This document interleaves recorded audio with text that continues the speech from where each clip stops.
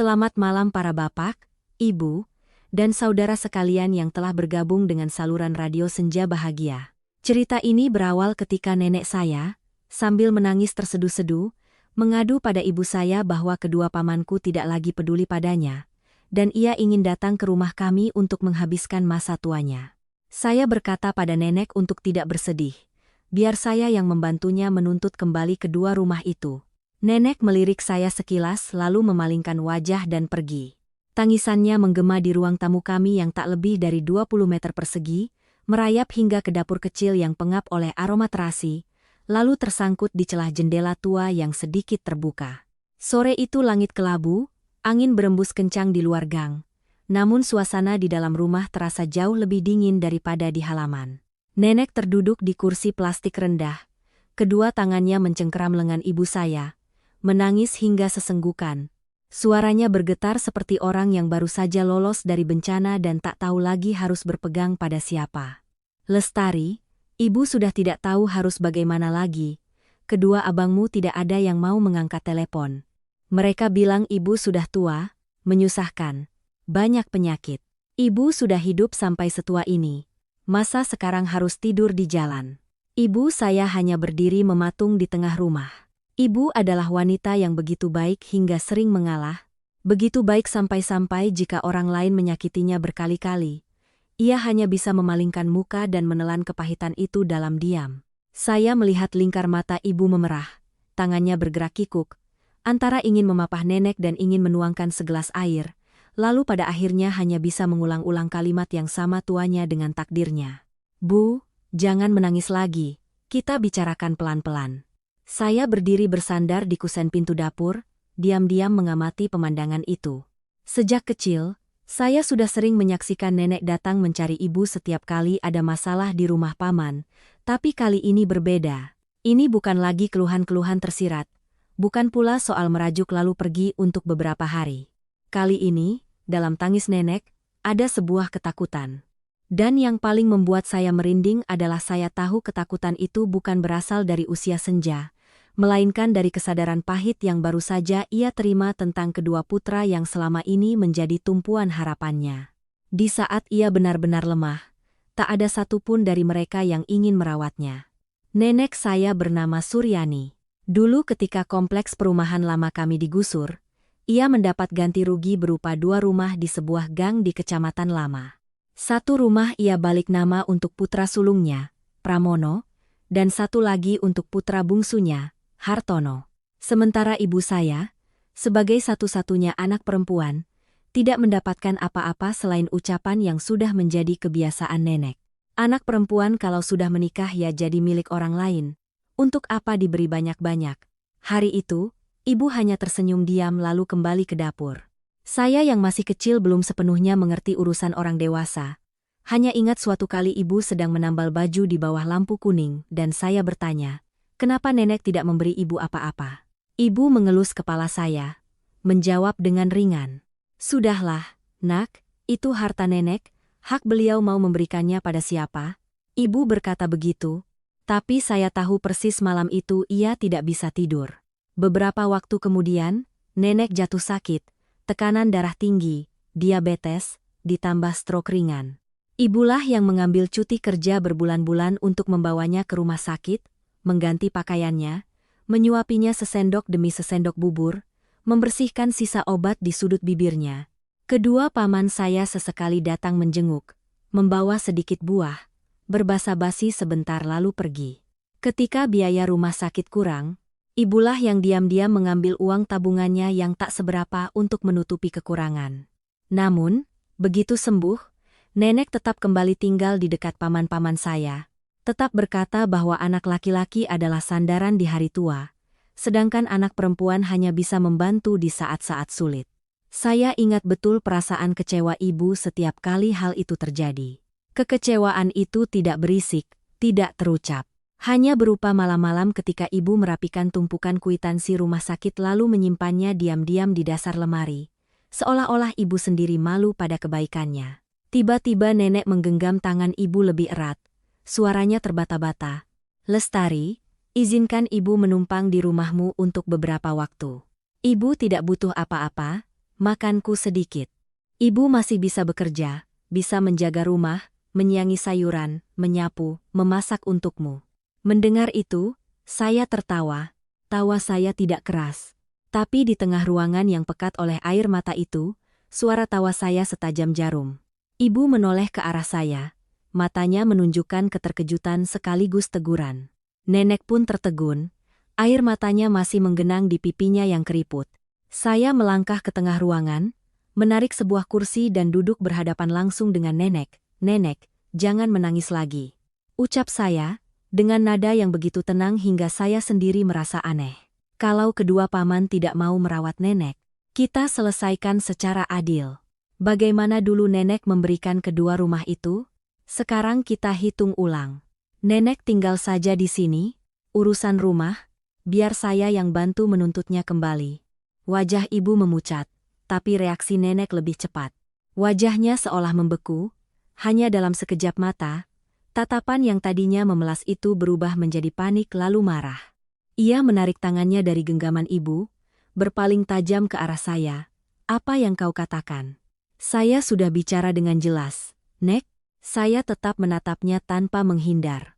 Siapa yang menerima rumah, dialah yang harus memikul tanggung jawab, tidak bisa hanya mengambil enaknya saja. Lalu ketika nenek sakit, malah mendorongnya ke ibu.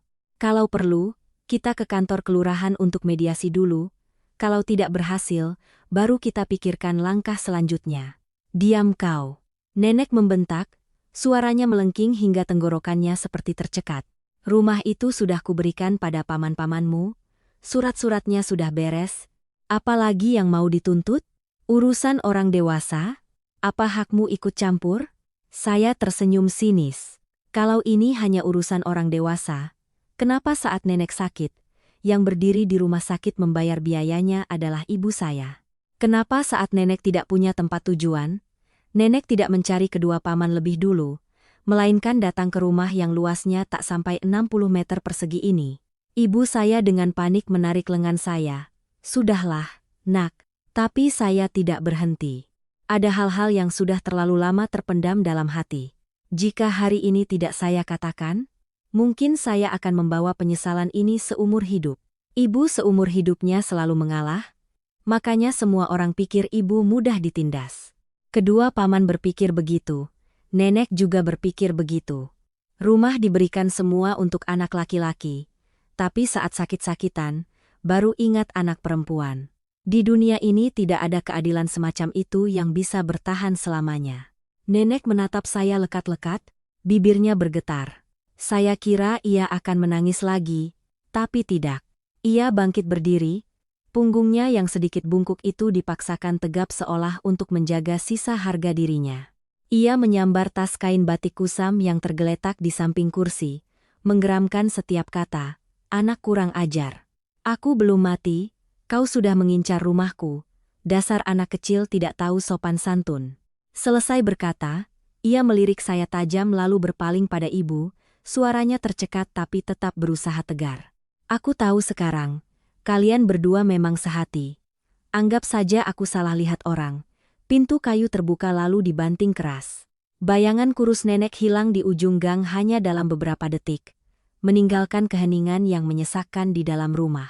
Ibu saya terduduk lemas di kursi, air matanya mengalir deras. Saya tahu ibu tidak sepenuhnya marah pada saya, ia hanya terluka. Terluka karena orang yang baru saja pergi itu adalah ibu kandungnya. Orang yang ia tunggu seumur hidupnya hanya untuk mendapatkan sedikit saja perlakuan yang adil. Namun hingga hari ini, hal itu tidak pernah terjadi. Ibu tahu kamu sayang ibu, ucapnya setelah hening yang cukup lama, suaranya serak. Tapi kamu bicara seperti itu. Nenek jadi sedih sekali. Saya menarik kursi mendekat, berjongkok di hadapan ibu. Sedih sekali lebih baik daripada membiarkan ibu sedih seumur hidup. Apa ibu pikir nenek datang ke sini benar-benar karena sayang pada ibu? Atau karena kedua paman tidak mau menerimanya lagi? Baru nenek ingat kalau ibu masih punya rumah kecil ini, masih punya sedikit uang pensiun, dan masih punya sifat tidak tegaan yang selalu dimanfaatkan. Ibu menunduk, bahunya bergetar. Saya menggenggam kedua tangannya yang telah kasar karena sabun cuci piring, karena bertahun-tahun menjahit dan berdagang kecil-kecilan. Karena malam-malam tanpa tidur di rumah sakit yang tak pernah dihargai oleh siapapun, aku tidak membenci nenek. Ucap saya perlahan, tapi aku tidak akan membiarkan siapapun menindas ibu lagi. Kali ini, entah paman-paman harus bertanggung jawab dengan benar, atau semuanya harus diperjelas. Ibu tidak menjawab, hanya butiran air mata yang diam-diam jatuh di punggung tangan saya. Malam itu, setelah ibu masuk ke kamar tanpa bisa menghabiskan setengah porsi nasi pun, saya duduk sendirian di ruang tamu. Lampu di rumah berwarna kuning kusam. Kipas angin tua berderit di langit-langit. Saya membuka laci paling bawah, mengeluarkan sebuah map tipis berisi salinan surat keluar rumah sakit nenek, beberapa lembar kwitansi biaya rumah sakit atas nama ibu, sebuah fotokopian lama, akta hibah rumah yang pernah tak sengaja saya lihat di meja Paman Pramono 2 tahun lalu, bersama dengan sebuah ponsel lama yang masih saya simpan.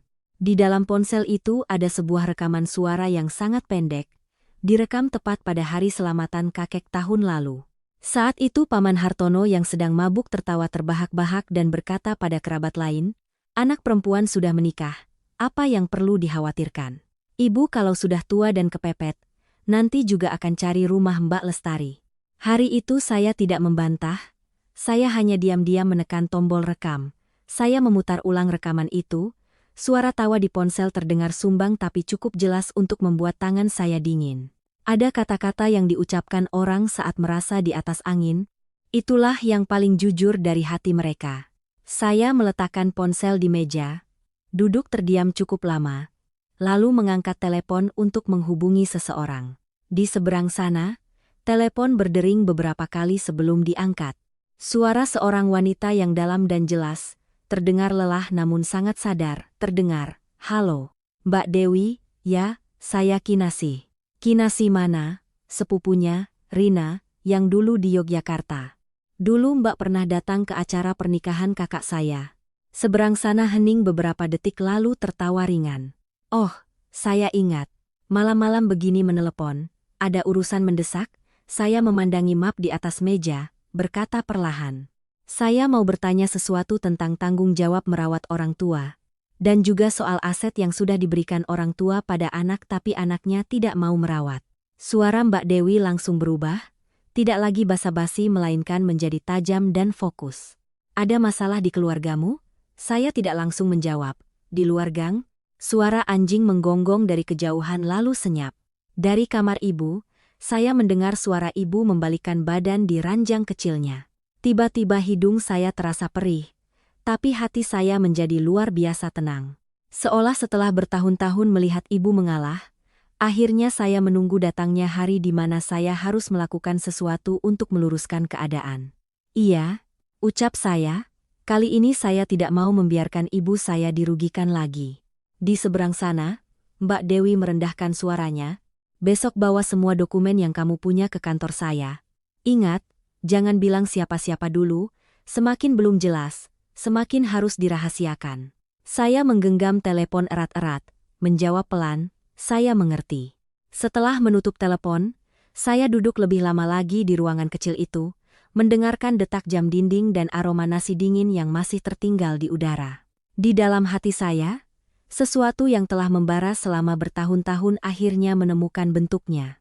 Saya tahu, sejak nenek berbalik dan pergi, semua di rumah ini tidak akan pernah sama lagi.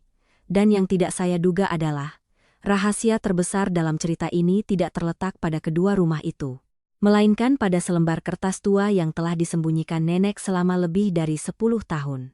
Keesokan paginya, ibu saya bangun sangat awal. Saya tahu ia hampir tidak tidur semalaman. Sepanjang malam, rumah kecil ini hanya diisi suara kipas angin dan suara orang membalikkan badan. Sesekali diselingi helaan napas yang sangat pelan.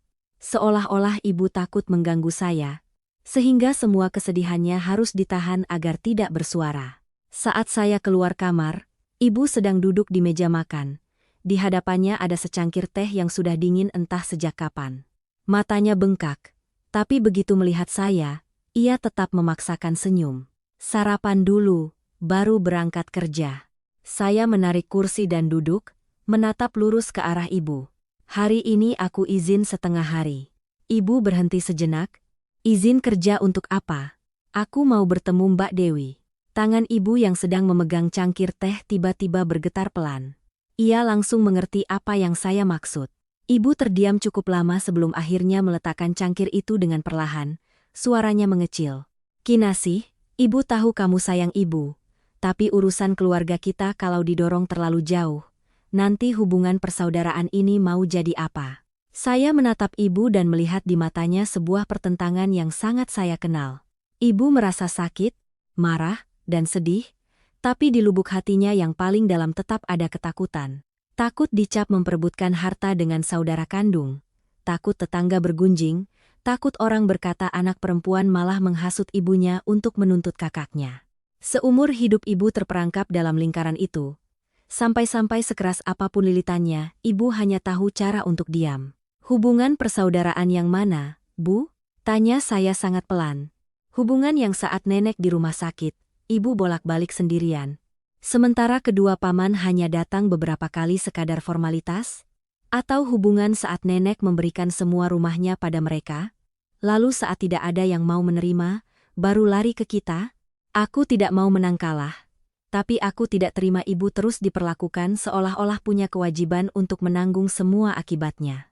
Ibu menggigit bibir, matanya memerah. Saya tahu ucapan saya benar, tapi kebenaran tidak pernah membuat hati orang menjadi mudah. Ibu memalingkan wajah ke jendela, tempat seberkas cahaya pagi baru saja menyinari lantai ubin yang tua. Dulu kakekmu meninggal cepat, ibu adalah anak perempuan di tengah. Sejak kecil sudah diajari untuk mengalah pada kedua abangnya. Ada makanan enak, harus diberikan pada abang. Ada pekerjaan berat juga harus dikerjakan untuk abang. Nanti setelah menikah, nenek bilang anak perempuan sudah punya tempat lain, jangan bersaing dengan saudara laki-laki. Ibu mendengar itu terus-menerus sampai terbiasa. Terbiasa sampai-sampai kadang merasa dirugikan pun ibu pikir itu hal yang wajar. Mendengar ucapan ibu, hati saya mencelos. Dulu saya sering marah pada ibu, menyalahkannya karena terlalu lemah. Tapi di saat itu, saya tiba-tiba mengerti bahwa sikap mengalah ibu bukan karena ia tidak tahu rasa sakit, tapi karena ia sudah terlalu lama diajari untuk menganggap rasa sakitnya sendiri sebagai hal yang sepele. Saya menggenggam tangan ibu. Ibu tidak perlu bersaing dengan siapapun. Aku hanya ingin semuanya jelas. Apa yang ibu lakukan, berapa banyak yang ibu keluarkan, bagaimana ibu merawat nenek, semuanya harus diakui dengan semestinya. Ibu menunduk tanpa berkata lagi. Saya tahu ia masih belum benar-benar tenang, tapi setidaknya ia tidak melarang saya. Mbak Dewi bekerja di sebuah kantor hukum kecil di lantai 2 sebuah ruko di pusat kota. Hari menjelang siang, matahari sudah terik. Di jalan, lalu lintas padat, sementara di dalam ruangannya terasa sejuk. Aroma kertas bercampur dengan aroma kopi yang samar. Ia mengenakan kemeja putih, rambutnya diikat rapi, memeriksa dokumen yang saya bawa tanpa langsung berkomentar. Ia membaca dengan sangat teliti, sesekali bertanya, suaranya datar tapi matanya tajam. Kwitansi rumah sakit ini ibumu yang bayar? Iya. Uangnya diambil dari buku tabungan atau uang tunai. Ada yang dari buku tabungan, ada yang dari uang simpanan ibu. Yang saya ingat ada catatannya, tapi yang kecil-kecil mungkin sudah tidak disimpan lagi. Ia mengangguk, membuka lembaran surat keluar rumah sakit. Sampai di rekaman suara, ia mendengarkannya sekali penuh lalu melepas earphone, bersandar di kursinya. Jujur saja ya, kalau hanya untuk memaksa kedua pamanmu melaksanakan kewajiban merawat ibu mereka, peluangnya ada. Tapi kalau mau membatalkan hibah kedua rumah itu akan sangat sulit, karena sudah balik nama, surat-suratnya lengkap, hukum akan memprioritaskan kestabilan. Kecuali kamu bisa membuktikan saat menandatangani surat hibah, nenekmu dalam keadaan terpaksa, ditipu, atau tidak sadar sepenuhnya. Saya terdiam, hal ini sudah saya duga, tapi mendengarnya langsung dari seorang profesional, hati saya tetap terasa berat. Mbak Dewi menatap saya sejenak lalu bertanya, kesehatan nenekmu sekarang bagaimana? Tekanan darahnya sering turun, diabetes, pernah stroke ringan. Belakangan ini sering lupa tapi kadang ingat kadang tidak. Ada rekam medis yang berkaitan dengan kondisi saraf atau ingatannya? Belum ada. Waktu itu keluarga hanya fokus menyelamatkan nenek, tidak berpikir sampai sejauh ini. Ia mengangguk lalu tiba-tiba melontarkan pertanyaan yang membuat saya tertegun. Selain urusan rumah dan biaya rumah sakit, apa nenekmu pernah menulis surat atau wasiat khusus untuk ibumu? Saya mengangkat kepala. Maksud Mbak, orang tua kadang-kadang sayang pada anak yang satu tapi merasa bersalah pada anak yang lain, namun tidak berani mengatakannya. Mereka sering menulis beberapa baris pesan atau menyimpan sesuatu di tempat yang sangat tersembunyi, tidak harus berupa wasiat. Kadang hanya pesan, bukti transfer uang, atau surat pernyataan yang nantinya bisa berguna. Ucapan Mbak Dewi membuat saya teringat kembali pada pikiran yang melintas di benak saya semalam, selembar kertas tua. Entah kenapa pikiran itu terus berputar-putar meskipun saya belum tahu pasti apa itu. Saya bertanya lagi, kalau memang ada surat seperti itu, bagaimana? Tergantung isinya. Tapi setidaknya itu bisa menjadi mata rantai untuk membuktikan pemikiran nenekmu yang sebenarnya atau membuktikan bahwa dulu pernah ada kesepakatan lain yang kemudian diubah. Mbak Dewi berhenti sejenak lalu menambahkan, ada kasus yang tidak dimenangkan dengan satu pukulan telak, tapi dengan potongan-potongan detail kecil yang disatukan. Saya pulang saat matahari sudah di puncak. Sebelum pergi, Mbak Dewi memberi saya secarik kertas berisi daftar hal-hal yang perlu disiapkan. Salinan KTP ibu, rekam medis nenek, kuitansi-kuitansi lama, daftar kerabat atau tetangga yang bisa menjadi saksi, dan terutama, segala sesuatu yang berkaitan dengan saat kedua rumah itu dihibahkan. Ia juga berpesan dengan sangat hati-hati. Mulai sekarang, jika nenek atau kedua paman menelepon, saya harus tenang, tidak banyak berdebat, bicara singkat saja dan usahakan menyimpan pesan atau merekam percakapan jika perlu. Saya baru saja menuruni tangga ketika telepon bergetar, nomor Paman Pramono. Saya menepi di bawah naungan sebatang pohon, menatap layar yang menyala selama beberapa detik sebelum menjawab. Halo, di seberang sana, Paman Pramono langsung bicara tanpa basa-basi. Kinasih, ya? Kemarin kamu bicara apa saja sama nenek sampai pagi ini tekanan darahnya naik dan terbaring lemas? Nada suaranya penuh tuduhan. Tapi saya mendengarkan baik-baik dan merasakan ada sesuatu yang lebih dari sekadar kekhawatiran biasa. Bukan khawatir pada nenek, tapi seperti sedang mencoba mencari tahu apa yang akan keluarga saya lakukan selanjutnya. Saya menjawab perlahan, kalau nenek sakit, ya harus dibawa ke dokter. Tidak perlu kau ajari. Aku hanya memberitahumu, orang tua seusia itu kalau dipicu emosinya bisa berbahaya. Ibumu tidak tahu cara mendidik anak. Biar orang lain yang ajari. Saya menggenggam telepon erat-erat tapi tetap menjaga nada suara saya tenang. Kalau paman benar-benar khawatir pada nenek, paman rawat saja nenek beberapa hari, beliau sedang butuh orang. Seberang sana hening sejenak lalu Paman Pramono berdeham. Aku sibuk, di rumah masih banyak urusan, lagi pula nenek sedang marah, sekarang kalau ke sana hanya akan menambah masalah. Saya tertawa sinis. Kalau begitu, Paman jangan menelepon untuk memarahi saya dan ibu lagi. Nenek butuh apa? Biar Paman dan Paman Hartono yang urus. Rumahnya kan sudah kalian berdua ambil semua. Paman Pramono langsung mengubah nadanya. Jangan kau ungkit-ungkit masalah itu. Orang tua mau memberi pada siapa?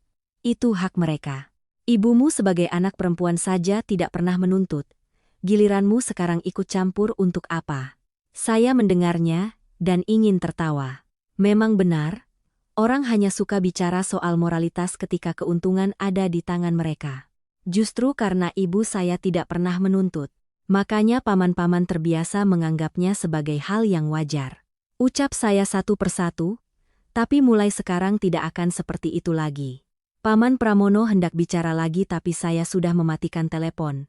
Saya tidak mau berdebat di telepon. Dan terlebih lagi tidak mau memberitahunya apa yang sedang saya siapkan. Saat tiba di rumah, saya melihat ibu sedang sibuk membongkar lemari kayu tua di sudut kamar. Lemari itu peninggalan kakek sejak masih di rumah lama. Kayunya berwarna gelap, pintunya sedikit melengkung karena lembab. Kuncinya sudah diganti beberapa kali. Mendengar suara pintu, ibu terkejut dan menoleh. Kamu sudah pulang? Ibu cari apa?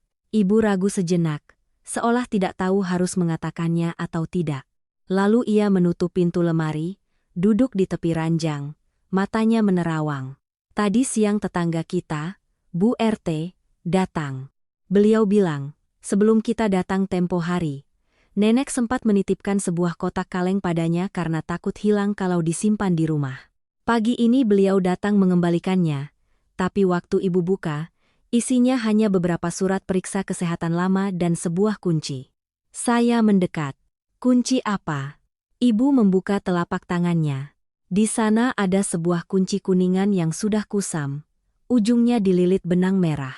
Hanya dengan melihatnya, saya tahu itu bukan jenis kunci pintu yang biasa dipakai sekarang. Bentuknya seperti kunci lemari atau peti. Bu RT bilang nenek berpesan, kalau nanti terjadi apa-apa, kunci ini harus diberikan pada ibu. Jantung saya berdebar kencang. Kotak kalengnya mana? Ibu simpan di atas lemari, isinya hanya surat-surat tidak penting. Ibu mengangkat kepala menatap saya, suaranya merendah. Tapi ada satu hal yang aneh. Bu RT bilang waktu menitipkannya, nenek berpesan berulang-ulang satu kalimat, jangan sampai kedua putranya tahu. Ruangan itu tiba-tiba menjadi sunyi senyap. Saya memandangi kunci di tangan ibu, sebuah perasaan yang sulit dijelaskan menjalari tulang punggung saya. Bukan kegembiraan karena uang, melainkan perasaan seperti berdiri sangat dekat dengan sebuah pintu yang telah lama terkunci.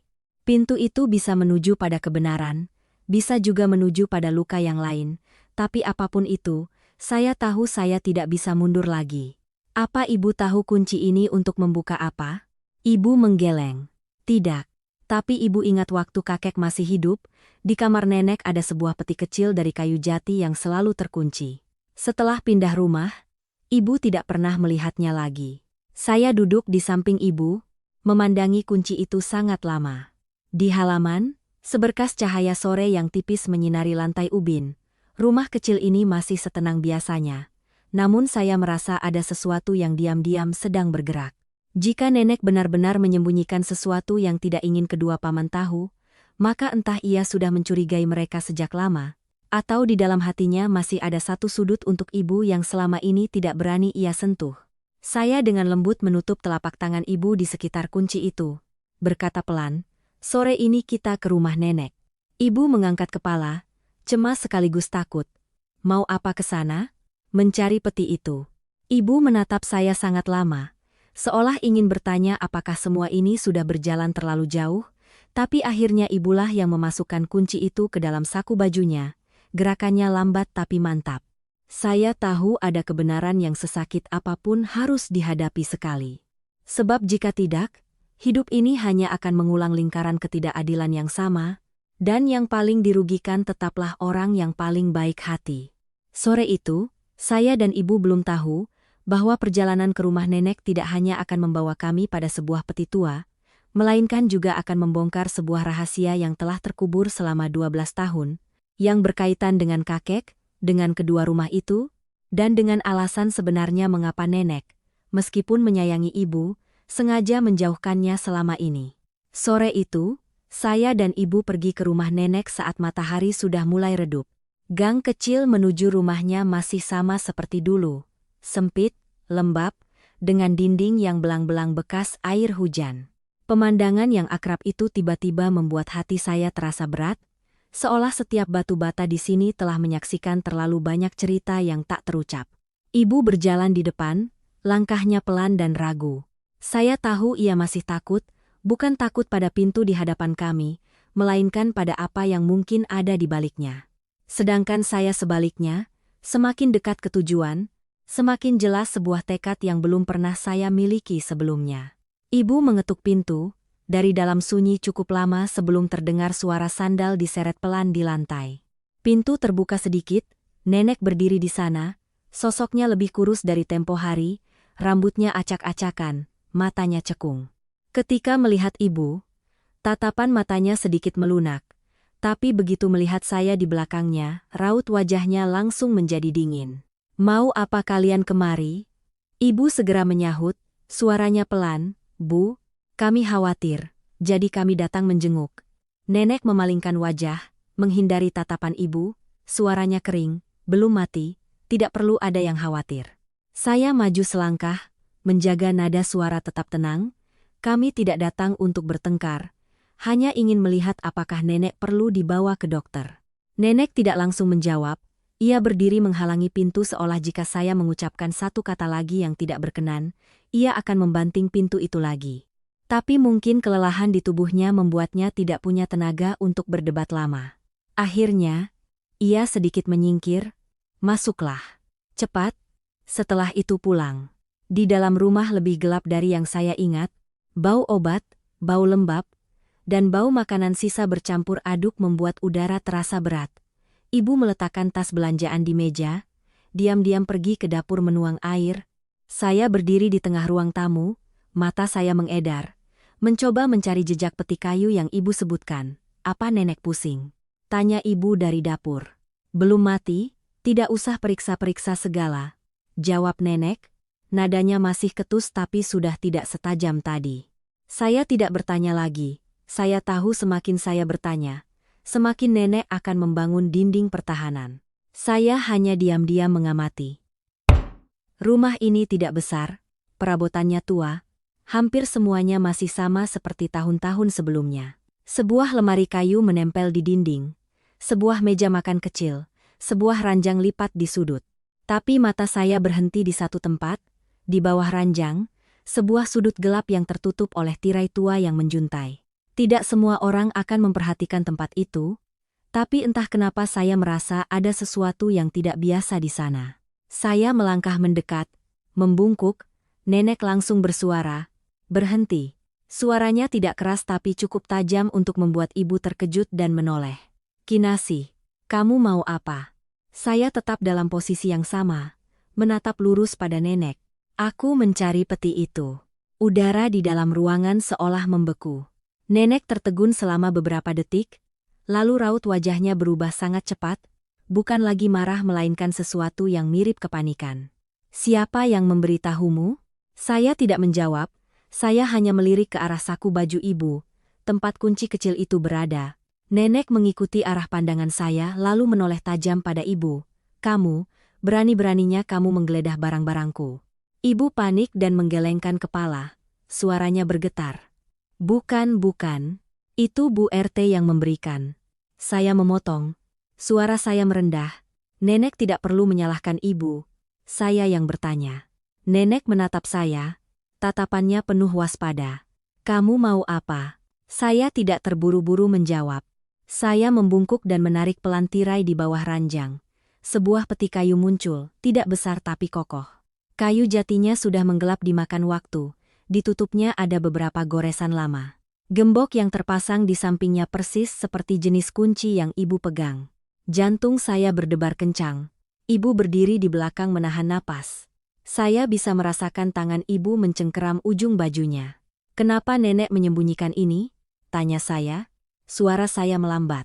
Nenek tidak menjawab, ia hanya menatap peti itu lekat-lekat, seolah sedang menatap bagian dari masa lalu yang tidak ingin ia sentuh. Saya berdiri, berbalik menatap ibu. "Bu, berikan kuncinya padaku." Ibu ragu-ragu. Saya melihat jelas di matanya ada pergulatan batin. Membuka peti ini bisa membuka segalanya, tapi bisa juga menghancurkan sisa kedamaian yang ada. "Sudahlah, nak," ucap ibu pelan. Saya menggeleng, tidak bisa berhenti sekarang.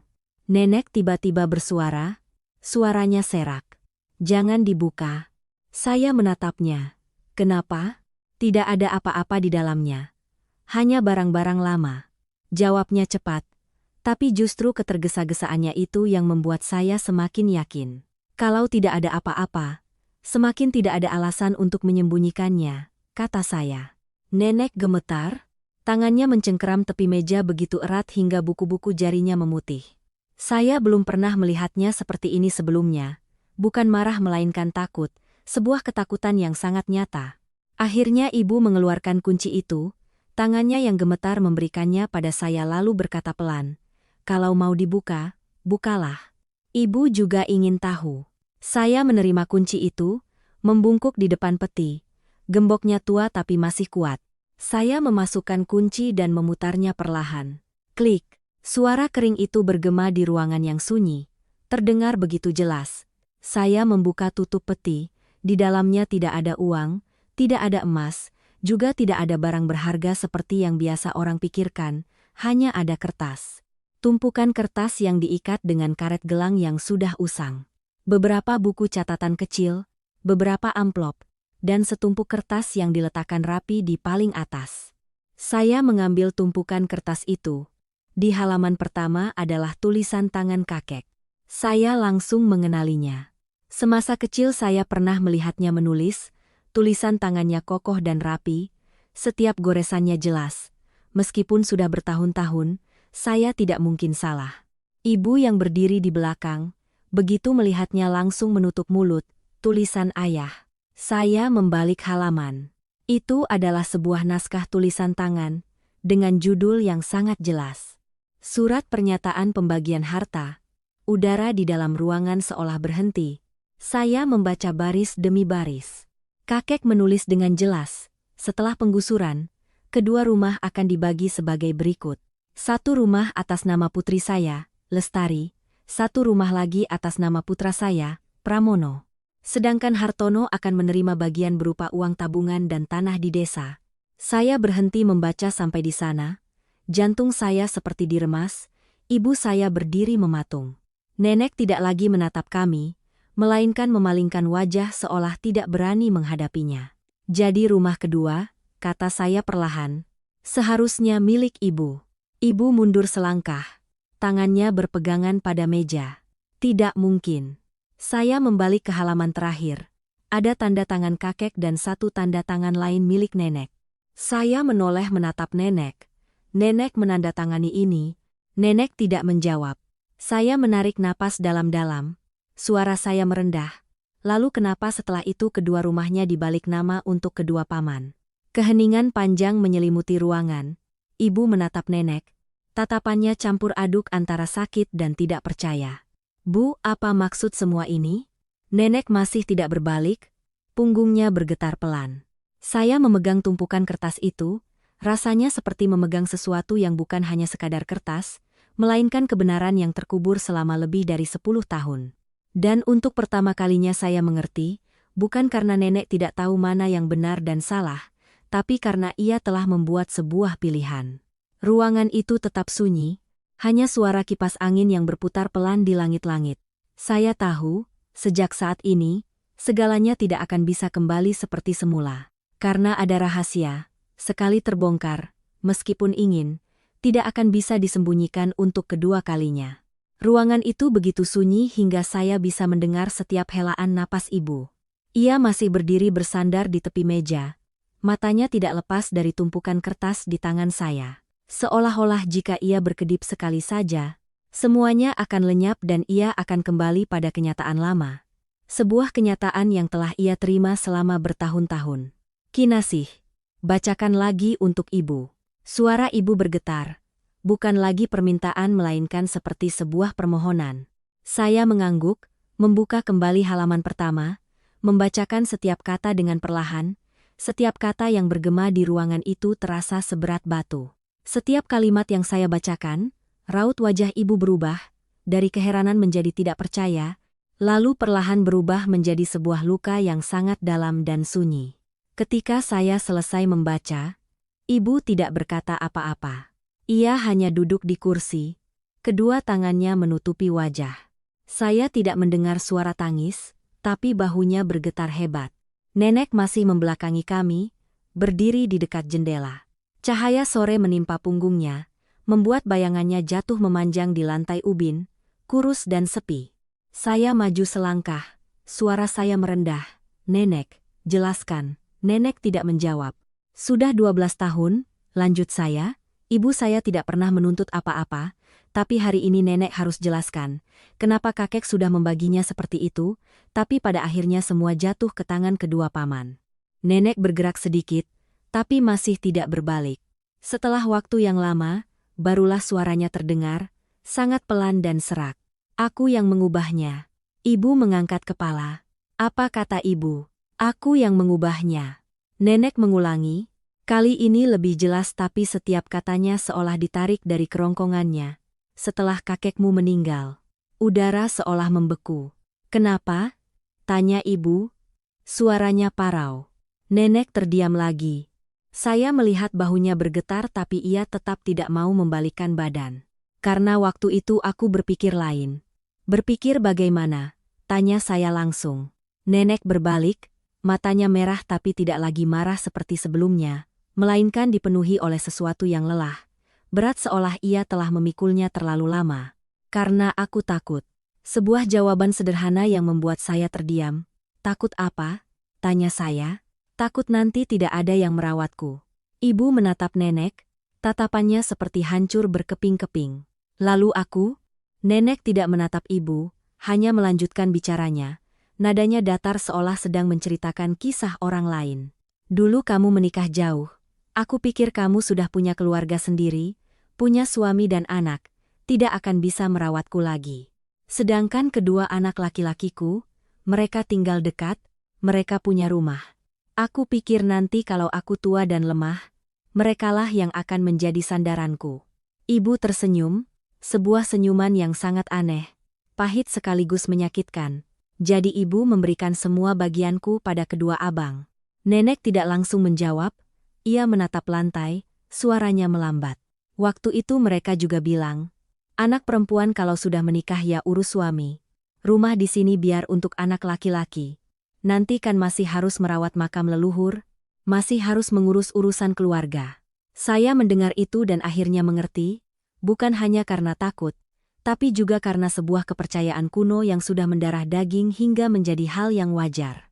Sebuah kepercayaan yang telah dijalani oleh satu generasi tanpa ada yang berpikir itu salah, sampai akibatnya muncul di depan mata. Apa ibu bertanya padaku dulu? Tanya ibu saya, suaranya bergetar. Nenek menggeleng, aku tidak berani bertanya. Karena tahu aku tidak akan setuju, tanya ibu lagi. Nenek terdiam. Ibu tertawa, tapi air matanya justru mengalir. Dan selama ini aku kerengi itu karena kakek tidak memberiku bagian. Aku bahkan bilang pada diriku sendiri, sudahlah, anak perempuan tidak dapat juga tidak apa-apa. Aku merasa tidak punya hak untuk marah. Saya yang berdiri di sampingnya mendengarkan itu dan hati saya terasa sesak. Ada luka yang bukan datang dari kehilangan sesuatu, melainkan dari kesadaran bahwa kita telah diperlakukan tidak adil tanpa kita ketahui. Ibu saya memanggil pelan. Ibu. Ia tidak menatap saya. Ia menatap lurus pada nenek. Suaranya sangat pelan. Aku tidak butuh rumah itu. Sungguh tidak butuh. Tapi apa ibu tahu apa yang paling menyakitkanku? Nenek tidak menjawab. Ibu tidak pernah menganggapku sebagai sebuah pilihan. Kalimat itu jatuh, ringan, tapi begitu berat hingga tak ada seorang pun di ruangan itu yang bisa berkata apa-apa lagi. Saya menatap nenek. Untuk pertama kalinya saya melihatnya bukan lagi sebagai sosok yang keras dan otoriter. Ia seolah mengecil, menjadi seorang wanita tua yang sesungguhnya, membawa penyesalan yang tidak tahu harus dimulai dari mana untuk diperbaiki. Aku salah, ucapnya sangat pelan. Ibu memejamkan mata, tapi saya tahu satu kata salah saja tidak cukup, bukan karena kami ingin menyalahkan, tapi karena apa yang telah terjadi bukan hanya soal perasaan, melainkan akibat yang nyata, uang, tanggung jawab, dan tahun-tahun yang telah ibu saya pikul sendirian. Saya menarik napas dalam-dalam, mengangkat tumpukan kertas itu. Apa nenek tahu apa artinya ini? Nenek menatapnya lalu mengangguk pelan. Artinya, awalnya ibu saya punya hak atas satu rumah. Artinya, pengalihan semua aset pada kedua paman bukan atas kehendak kakek, melainkan keputusan nenek. Dan jika dilihat dari sisi hukum, ini adalah sebuah bukti. Ibu menoleh pada saya dengan panik kinasih. Saya meletakkan tangan di atas tangan ibu. Aku tidak bilang akan menuntut, tapi aku ingin nenek mengerti. Ini bukan lagi sekadar masalah keluarga. Nenek menatap saya, tatapannya sedikit ketakutan. Kamu mau apa? Tergantung bagaimana paman-paman memperlakukan nenek mulai sekarang. Ucap saya perlahan.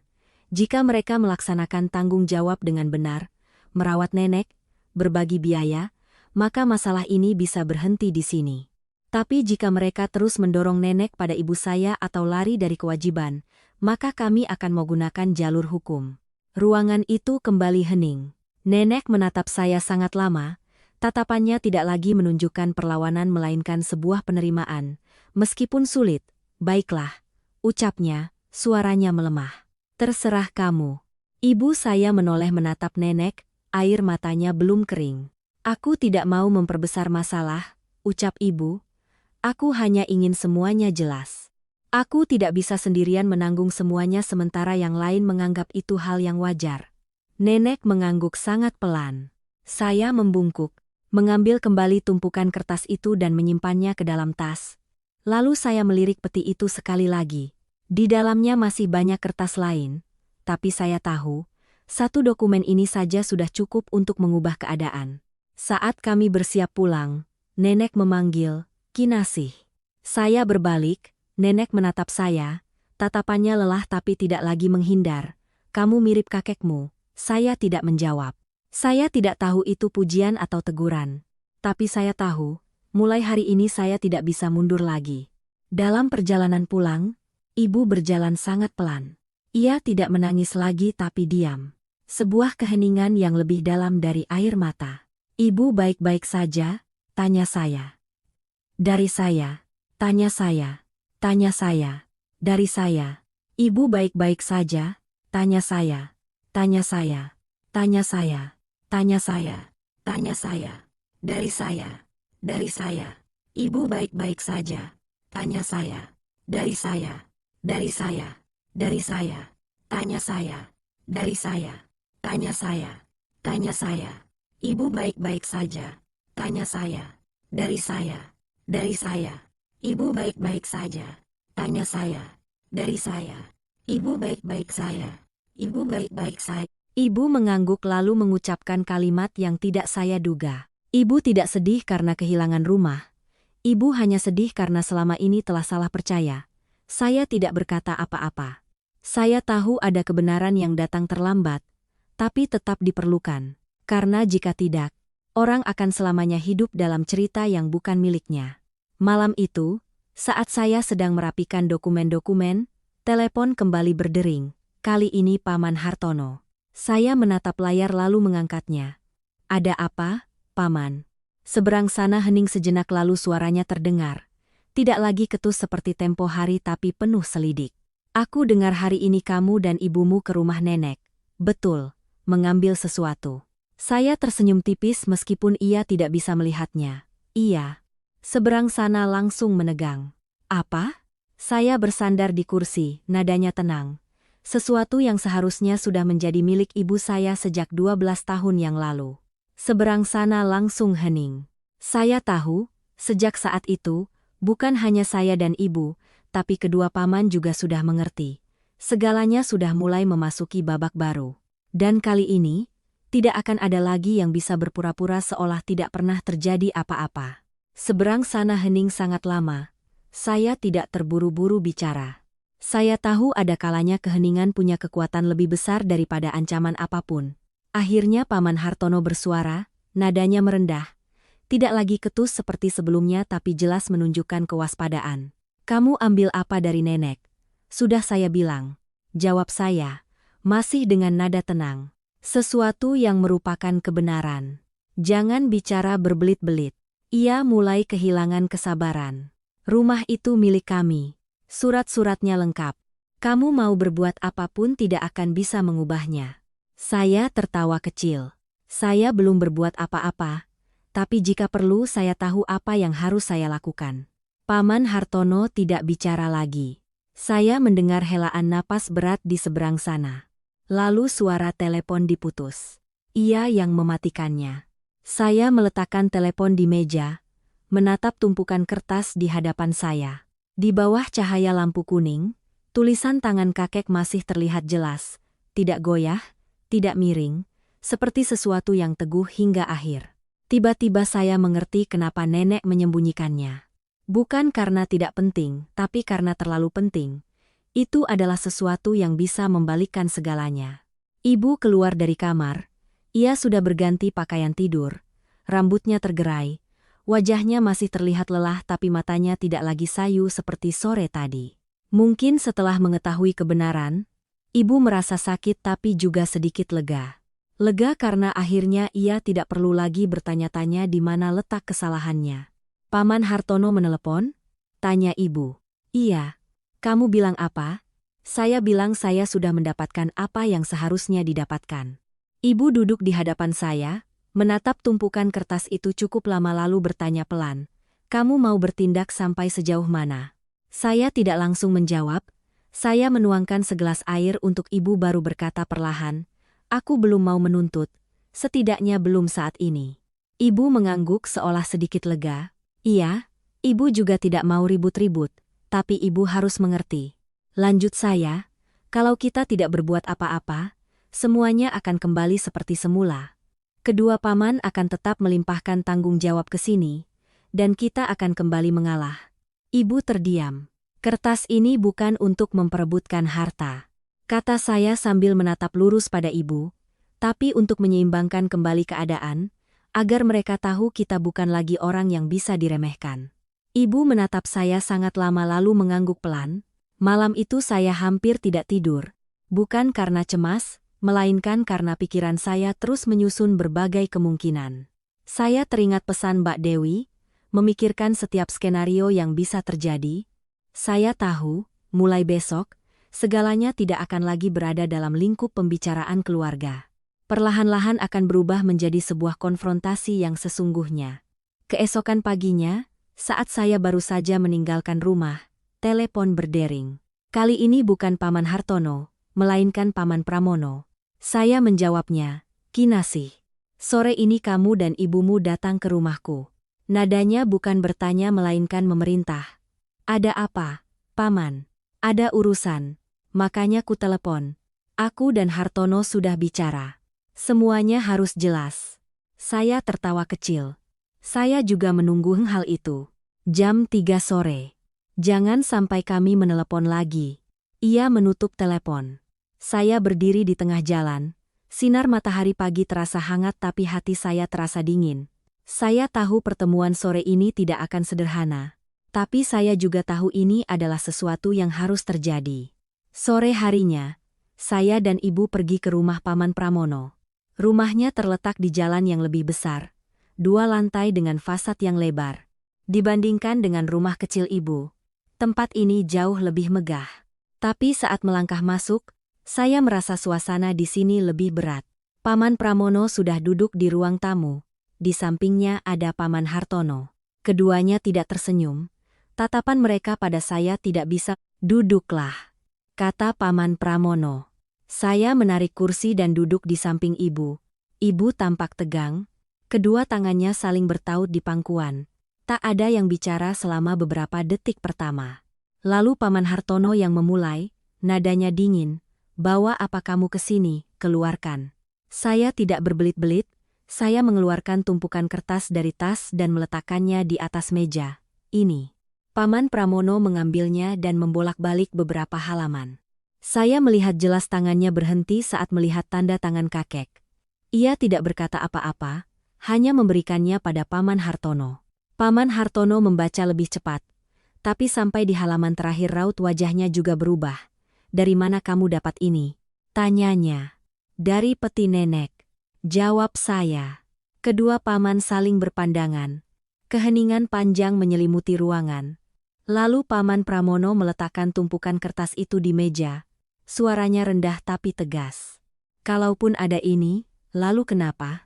Surat ini tidak punya kekuatan hukum, tidak ada notaris."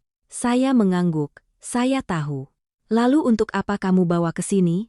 tanya Paman Hartono. "Agar paman-paman ingat, awalnya segalanya tidak seperti sekarang." Paman Hartono tertawa sinis. "Itu masa lalu. Sekarang rumah ini atas nama kami, diakui oleh hukum. Kamu mau membatalkannya?" "Saya tidak bilang akan membatalkannya," jawab saya. "Tapi saya punya hak untuk menggunakannya untuk membuktikan sesuatu." "Membuktikan apa?" "Bahwa pembagian harta sebelumnya tidak adil. Dan jika perlu, pengadilan bisa mempertimbangkan kembali tanggung jawab setiap orang." Ucapan saya membuat suasana di ruangan itu berubah drastis. Paman Pramono menggenggam tangannya erat-erat, suaranya menekan. "Kamu sedang mengancam kami." "Saya sedang membicarakan hak saya," jawab saya tanpa meninggikan suara. Ibu saya pelan menarik lengan saya. "Kinasih." Saya menoleh pada ibu dan berkata pelan, "Biarkan aku yang bicara, Bu." Lalu saya kembali menatap kedua paman. Masalah ini bisa selesai dengan sangat sederhana, kata saya. Nenek butuh perawatan, biaya pengobatan, biaya hidup, tidak bisa ibu saya menanggungnya sendirian. Kalian berdua yang menerima bagian terbesar dari harta harus memikul tanggung jawab yang sepadan. Paman Hartono tertawa dingin, bicaranya gampang, tapi kami juga punya keluarga, punya anak, tidak bisa seenaknya meninggalkan segalanya untuk mengurus nenek. Tidak ada yang minta paman-paman meninggalkan segalanya. Kata saya, cukup bagi rata tanggung jawabnya. Biaya dibagi 3, waktu merawat juga dibagi. Paman Pramono menggeleng, tidak sesederhana itu, ibumu kan tinggalnya lebih dekat, lebih praktis. Saya menatapnya. Praktis untuk siapa? Pertanyaan itu membuatnya terdiam. Saya tidak memaksa. Lanjut saya. Tapi jika kalian tidak setuju, kami akan menempuh cara lain. Cara apa? Tanya Paman Hartono, nadanya mulai tegang. Saya akan meminta pengacara untuk mengajukan permohonan penetapan kewajiban nafkah dan jika perlu, meninjau kembali pembagian harta sebelumnya. Kedua paman terdiam. Saya tahu mereka sedang mempertimbangkan, bukan karena takut kehilangan rumah saat itu juga, melainkan karena takut semuanya terungkap ke publik. Takut tetangga tahu, kerabat tahu, takut nama baik mereka tercemar. Setelah waktu yang lama, Paman Pramono menghela napas. Baiklah, untuk sementara setiap bulan kami akan kirim uang. Soal perawatan nanti kita bicarakan lagi. Saya mengangguk. Berapa? 3 juta rupiah. Saya menggeleng. Tidak cukup. Lalu kamu mau berapa? Total biaya nenek saat ini sekitar 9 juta rupiah sebulan. Termasuk obat-obatan, makanan, dan transportasi. Dibagi 3, masing-masing 3 juta. Tapi karena ibu saya yang merawat langsung, kalian berdua harus menambah bagian untuk tenaganya. Paman Hartono mengerutkan kening. Kamu menghitung tenaga juga? Kenapa tidak? Tanya saya balik. Kalau sewa orang, kalian juga harus bayar. Ibu saya bukan pembantu gratis. Ruangan itu kembali hening. Akhirnya Paman Pramono berkata, biar kami pikirkan dulu. Saya berdiri, 3 hari. Setelah 3 hari jika tidak ada jawaban yang jelas, saya akan bekerja sama dengan pengacara. Selesai bicara, saya menoleh pada ibu. Kita pulang, Bu. Ibu berdiri, menatap kedua kakaknya. Tatapannya tidak lagi seperti dulu. Bukan lagi penantian atau harapan, melainkan sebuah ketenangan yang aneh. Kami keluar dari rumah itu. Dalam perjalanan pulang ibu tidak berkata apa-apa. Tapi saya tahu di dalam hatinya sesuatu telah berubah. Bukan karena uang, tapi karena untuk pertama kalinya, ia tidak lagi menjadi pihak yang hanya bisa menahan derita. Dalam perjalanan pulang, hari sudah beranjak sore. Sinar matahari keemasan memanjang di jalanan, menyelimuti segalanya dengan lapisan tipis yang hangat. Namun di dalam hati saya, perasaan sama sekali tidak ringan. Sebaliknya, saya merasa sangat jelas bahwa adegan tadi hanyalah awal. Apa yang ada di depan barulah tantangan yang sesungguhnya. Ibu berjalan di samping saya. Langkahnya pelan. Sepanjang jalan ia tidak berkata apa-apa. Saya juga tidak mendesaknya. Ada hal-hal yang perlu seseorang tata sendiri dalam hatinya sebelum bisa diucapkan. Mendekati ujung gang, barulah ia berkata pelan, suaranya kecil tapi jelas, Kinasih. Iya, Bu. Terima kasih, ya, Nak. Saya berhenti sejenak. Kata terima kasih itu, saya belum pernah mendengarnya dari ibu dalam situasi seperti ini. Itu bukan basa-basi, melainkan sebuah pengakuan bahwa mulai hari ini ia tidak lagi berdiri sendirian. Aku tidak melakukan hal besar, Bu. Jawab saya ringan. Aku hanya tidak mau ibu dirugikan lagi. Ibu mengangguk, matanya menatap jauh ke depan. Dulu ibu selalu berpikir, mengalah sedikit demi kedamaian keluarga. Tapi hari ini ibu baru mengerti, terlalu banyak mengalah akan membuat orang lain menganggapnya sebagai hal yang wajar. Saya tidak berkata apa-apa, saya hanya memperlambat langkah agar bisa berjalan sejajar dengannya. Malam itu, rumah kecil kami lebih tenang dari biasanya. Ibu memasak, saya menata meja, semuanya berjalan seperti hari-hari biasa. Tapi saya tahu, di dalam diri kami berdua, segalanya tidak lagi sama. Selesai makan, saya duduk di meja, mengambil kertas dan pulpen, mulai mencatat semua pengeluaran nenek. Obat-obatan, biaya periksa, biaya makan, listrik, air. Semuanya saya catat dengan angka yang jelas. Bukan untuk menang kalah, tapi agar saat dibutuhkan, semuanya punya dasar. Ibu duduk di samping, memperhatikan saya menulis lalu bertanya pelan. Kamu hitung sedetail itu untuk apa? Agar nanti tidak ada yang bilang kita asal bicara. Jawab saya, segalanya harus jelas. Ada data, ada bukti. Ibu mengangguk, lalu tiba-tiba mengucapkan kalimat yang membuat saya berhenti menulis. Dulu waktu nenek membalik nama rumah untuk kedua paman, ibu merasa aneh. Saya mengangkat kepala. Aneh bagaimana, Bu? Ibu ingat hari itu nenek tidak memberitahu siapapun di rumah. Hanya bilang mau pergi mengurus surat-surat. Beberapa hari kemudian, semuanya sudah beres. Ibu menatap jauh. Waktu itu ibu sempat bertanya, tapi nenek hanya menjawab singkat, itu urusan orang dewasa. Ibu jadi tidak berani bertanya lagi. Mendengar itu, hati saya kembali diliputi perasaan tidak enak. Apa ada yang menemani nenek hari itu? Ibu berpikir sejenak. Sepertinya Paman Pramono. Kalau Paman Hartono, ibu tidak tahu. Saya menambahkan satu baris lagi di buku catatan. Detail-detail kecil seperti ini mungkin nantinya akan menjadi kunci. Malam itu ketika saya sedang berbaring, telepon berdering. Nomor tak dikenal. Saya menjawabnya.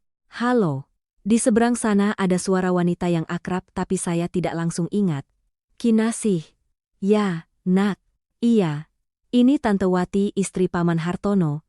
Saya terdiam sejenak, tidak menyangka yang menelepon adalah dia. Iya. Tante. Ada apa? Suara Tante Wati pelan tapi jelas. Tidak seperti tipe orang yang suka cari masalah. Tante telepon bukan untuk bertengkar, hanya mau memberitahu satu hal. Saya duduk, bersandar di dinding. Silakan, Tante. Beberapa hari ini, sejak kamu datang ke rumah nenek, kedua pamanmu tidak tenang, seharian mereka berdiskusi, takut kamu membawa masalah ini keluar. Tante berhenti sejenak, tapi ada satu hal yang Tante pikir kamu harus tahu. Saya menggenggam telepon sedikit lebih erat. Apa itu, Tante? 12 tahun yang lalu, saat mengurus surat balik nama, itu tidak sepenuhnya atas kehendak nenek. Saya mengerutkan kening, maksud Tante tidak ada di sana saat penandatanganan. Ucapnya pelan. Tapi hari itu setelah pulang, Paman Hartono bilang pada Tante, kalau tidak diurus cepat, ditunda-tunda, nanti tidak akan ada kesempatan lagi. Jantung saya berdebar lebih kencang. Tidak ada kesempatan lagi maksudnya apa? Tante Wati menghela napas. Waktu itu nenek baru saja kena stroke ringan, ingatannya belum stabil. Paman Pramono bilang pada nenek harus segera diurus surat-suratnya, takut nanti prosedurnya jadi rumit. Nenek percaya saja. Saya menggenggam telepon erat-erat. Tante yakin? Tante tidak berani bilang yakin 100%. Jawabnya. Tapi Tante ingat betul hari itu nenek pulang dalam keadaan sangat lelah. Tante tanya. Nenek bilang, sudah ditandatangani, biar mereka yang urus semuanya. Saya terdiam. Jika apa yang dikatakan Tante Wati benar, maka masalah ini bukan hanya soal nenek salah memilih, tapi ada kemungkinan ia telah diarahkan, bahkan dimanfaatkan pada saat ia paling lemah. Tante meneleponku untuk apa? Tanya saya. Agar kamu tahu dan bisa mengambil langkah, ucapnya. Tante tidak memihak siapapun. Tapi Tante rasa masalah ini kalau dijelaskan, mungkin akan lebih baik untuk semua. Saya tidak langsung menjawab. Saya tahu ucapan Tante bukan tanpa alasan.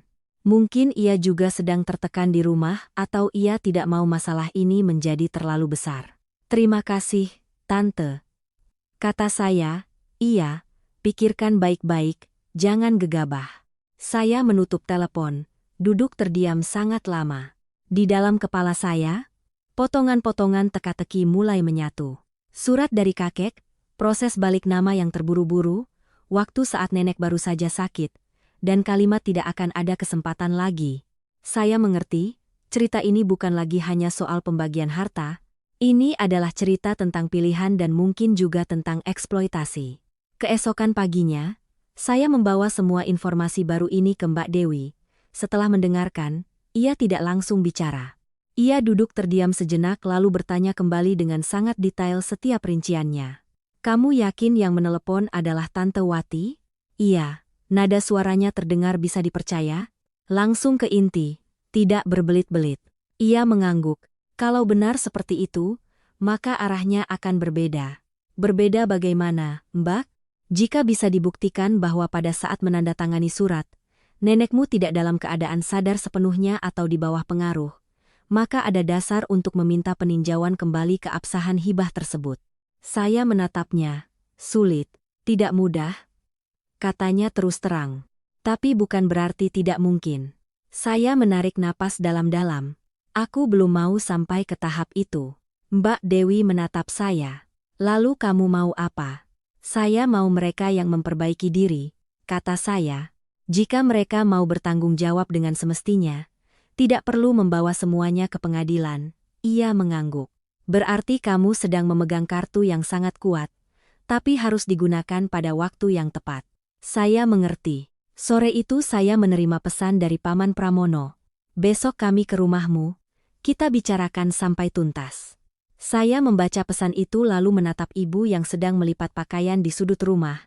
Saya tahu kali ini mereka tidak akan hanya bicara seperti tempo hari, karena mereka juga sudah mengerti bahwa kami bukan lagi orang yang bisa dengan mudah ditekan, dan yang lebih penting, mereka mulai merasa takut. Keesokan paginya, saya bangun lebih awal dari biasanya. Bukan karena ada urusan mendesak, tapi karena saya tahu hari ini tidak akan menjadi hari yang biasa. Di dalam rumah kecil kami, segalanya masih sama. Kipas angin tua berputar pelan di langit-langit. Sinar matahari menyelinap melalui jendela. Suara kendaraan di luar gang terdengar sesekali. Tapi suasananya berbeda. Ada ketegangan, tapi tidak lagi seberat sebelumnya. Seperti sebelum hujan deras, langit menjadi tenang. Tapi semua orang tahu cepat atau lambat hujan akan turun. Ibu saya sudah bangun sejak lama. Ia sedang mengelap meja dan kursi. Gerakannya pelan, lebih hati-hati dari biasanya. Saya melihatnya dan mengerti, ia bukan sedang membersihkan rumah, melainkan sedang menenangkan dirinya sendiri. Biar aku saja, Bu, kata saya. Ibu menggeleng. Tidak apa-apa, ibu sudah biasa. Saya tidak memaksa, saya pergi ke dapur membuat teh dan meletakkannya di meja. Kami berdua tidak banyak bicara, tapi dalam keheningan itu, saya merasakan adanya kekompakan. Tanpa perlu diucapkan, kami berdua tahu hari ini kami harus berdiri bersama. Sekitar pukul 10 pagi, suara kendaraan berhenti di depan pintu, disusul ketukan pintu. Tidak pelan, juga tidak terlalu keras, tapi cukup untuk membuat orang di dalam rumah tahu bahwa orang di luar sedang tidak dalam suasana hati yang baik. Saya melangkah membuka pintu. Paman Pramono berdiri di depan. Di belakangnya ada Paman Hartono, keduanya mengenakan kemeja, tapi wajah mereka tegang. Tidak ada sapaan, tidak ada senyum basa-basi seperti kunjungan-kunjungan mereka sebelumnya. Masuklah, kata saya. Mereka melangkah masuk, mata mereka menyapu sekeliling rumah, seolah baru pertama kali melihat tempat ini dengan saksama. Mungkin mereka baru sadar bahwa tempat yang selama ini mereka anggap lebih praktis untuk menitipkan nenek, sebenarnya begitu kecil dan sederhana. Ibu saya keluar dari dapur, tangannya masih basah, buru-buru dilap ke celemek. Mas Pramono, Mas Hartono, silakan duduk. Paman Pramono mengangguk pelan tapi tidak berkata apa-apa. Paman Hartono menarik kursi dan duduk, kakinya disilangkan, matanya menatap lurus pada saya. Suasana hening selama beberapa detik, lalu Paman Pramono yang memulai, suaranya pelan tapi jelas. Kami sudah berpikir. Saya duduk di hadapannya, tidak menyela. Soal merawat ibu, kami setuju untuk patungan uang setiap bulan. Masing-masing 3 juta seperti yang kamu bilang. Ia berhenti sejenak. Soal perawatan, biar ibumu yang urus, kami sibuk. Saya menatap lurus padanya. Tidak bisa. Jawaban saya begitu tegas hingga ibu pun terkejut dan menoleh. Paman Hartono mengerutkan kening. Kamu mau apa lagi? Sudah saya katakan. Jawab saya datar. Uang itu satu hal, waktu merawat juga harus dibagi. Setidaknya setiap minggu kalian berdua harus bergantian menjaga nenek 1 atau 2 hari, atau membawanya ke rumah kalian beberapa hari. Paman Hartono tertawa mengejek. Tidak ada urusan seperti itu. Kalau begitu, tidak ada kesepakatan, kata saya. Suasana langsung menegang. Paman Pramono menggebrak meja. Jangan keterlaluan kamu. Kami sudah mengalah. Saya tidak butuh pengalahan, jawab saya. Saya butuh tanggung jawab. Paman Hartono menatap saya. Matanya menajam. Kamu pikir dengan memegang kertas itu kamu bisa berbuat semaumu? Saya tidak menghindari tatapannya. Saya pikir saya punya hak untuk menuntut keadilan. Ibu saya pelan menarik lengan saya. Kinasih, sudahlah. Nak, saya meletakkan tangan di atas tangan ibu, pelan tapi tegas. Biarkan aku yang bicara, Bu. Lalu saya kembali menatap kedua paman. Kalian bilang sibuk, saya mengerti.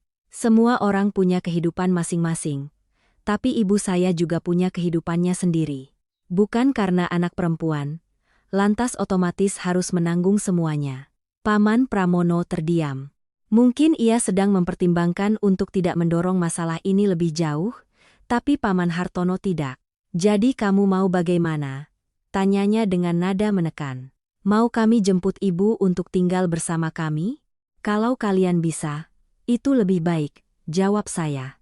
Tidak bisa. Paman Hartono langsung menyahut. Rumahku sempit, anak-anakku masih kecil. Saya mengangguk. Rumah saya juga tidak luas. Tapi selama ini ibu saya bisa melakukannya. Lalu kenapa kalian tidak bisa melakukan sebagian kecil saja?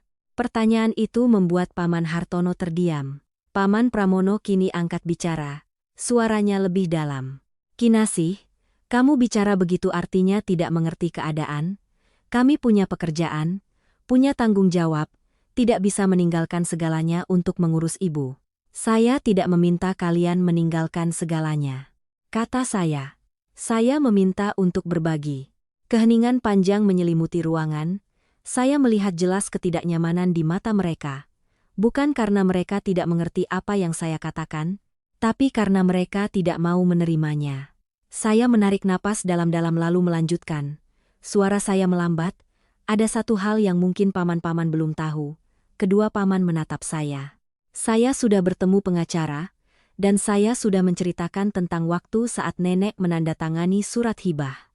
Raut wajah Paman Pramono berubah sangat cepat. Ia tidak berkata apa-apa, tapi matanya jelas menunjukkan kewaspadaan. Paman Hartono mengerutkan kening. Lalu kenapa? Saya dengar waktu itu nenek baru saja kena stroke ringan. Ingatannya belum stabil.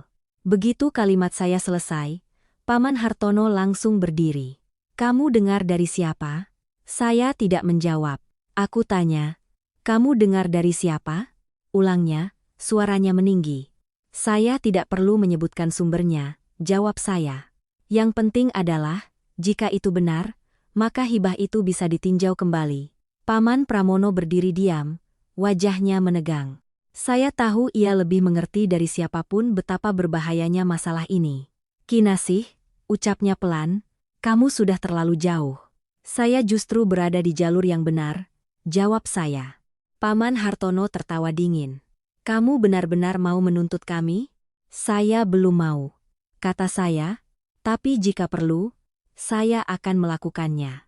Suasana di ruangan menjadi lebih berat dari sebelumnya. Ibu saya duduk diam, tidak berkata apa-apa, tapi saya tahu ia mendengar, ia mengerti, dan kali ini ia tidak lagi melarang. Paman Pramono menghela napas lalu kembali duduk.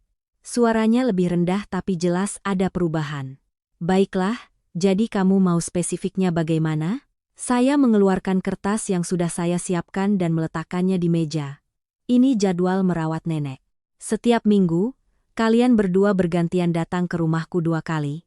Jika tidak bisa datang, jemput nenek ke rumah kalian. Biaya dibagi 3 seperti yang sudah disepakati.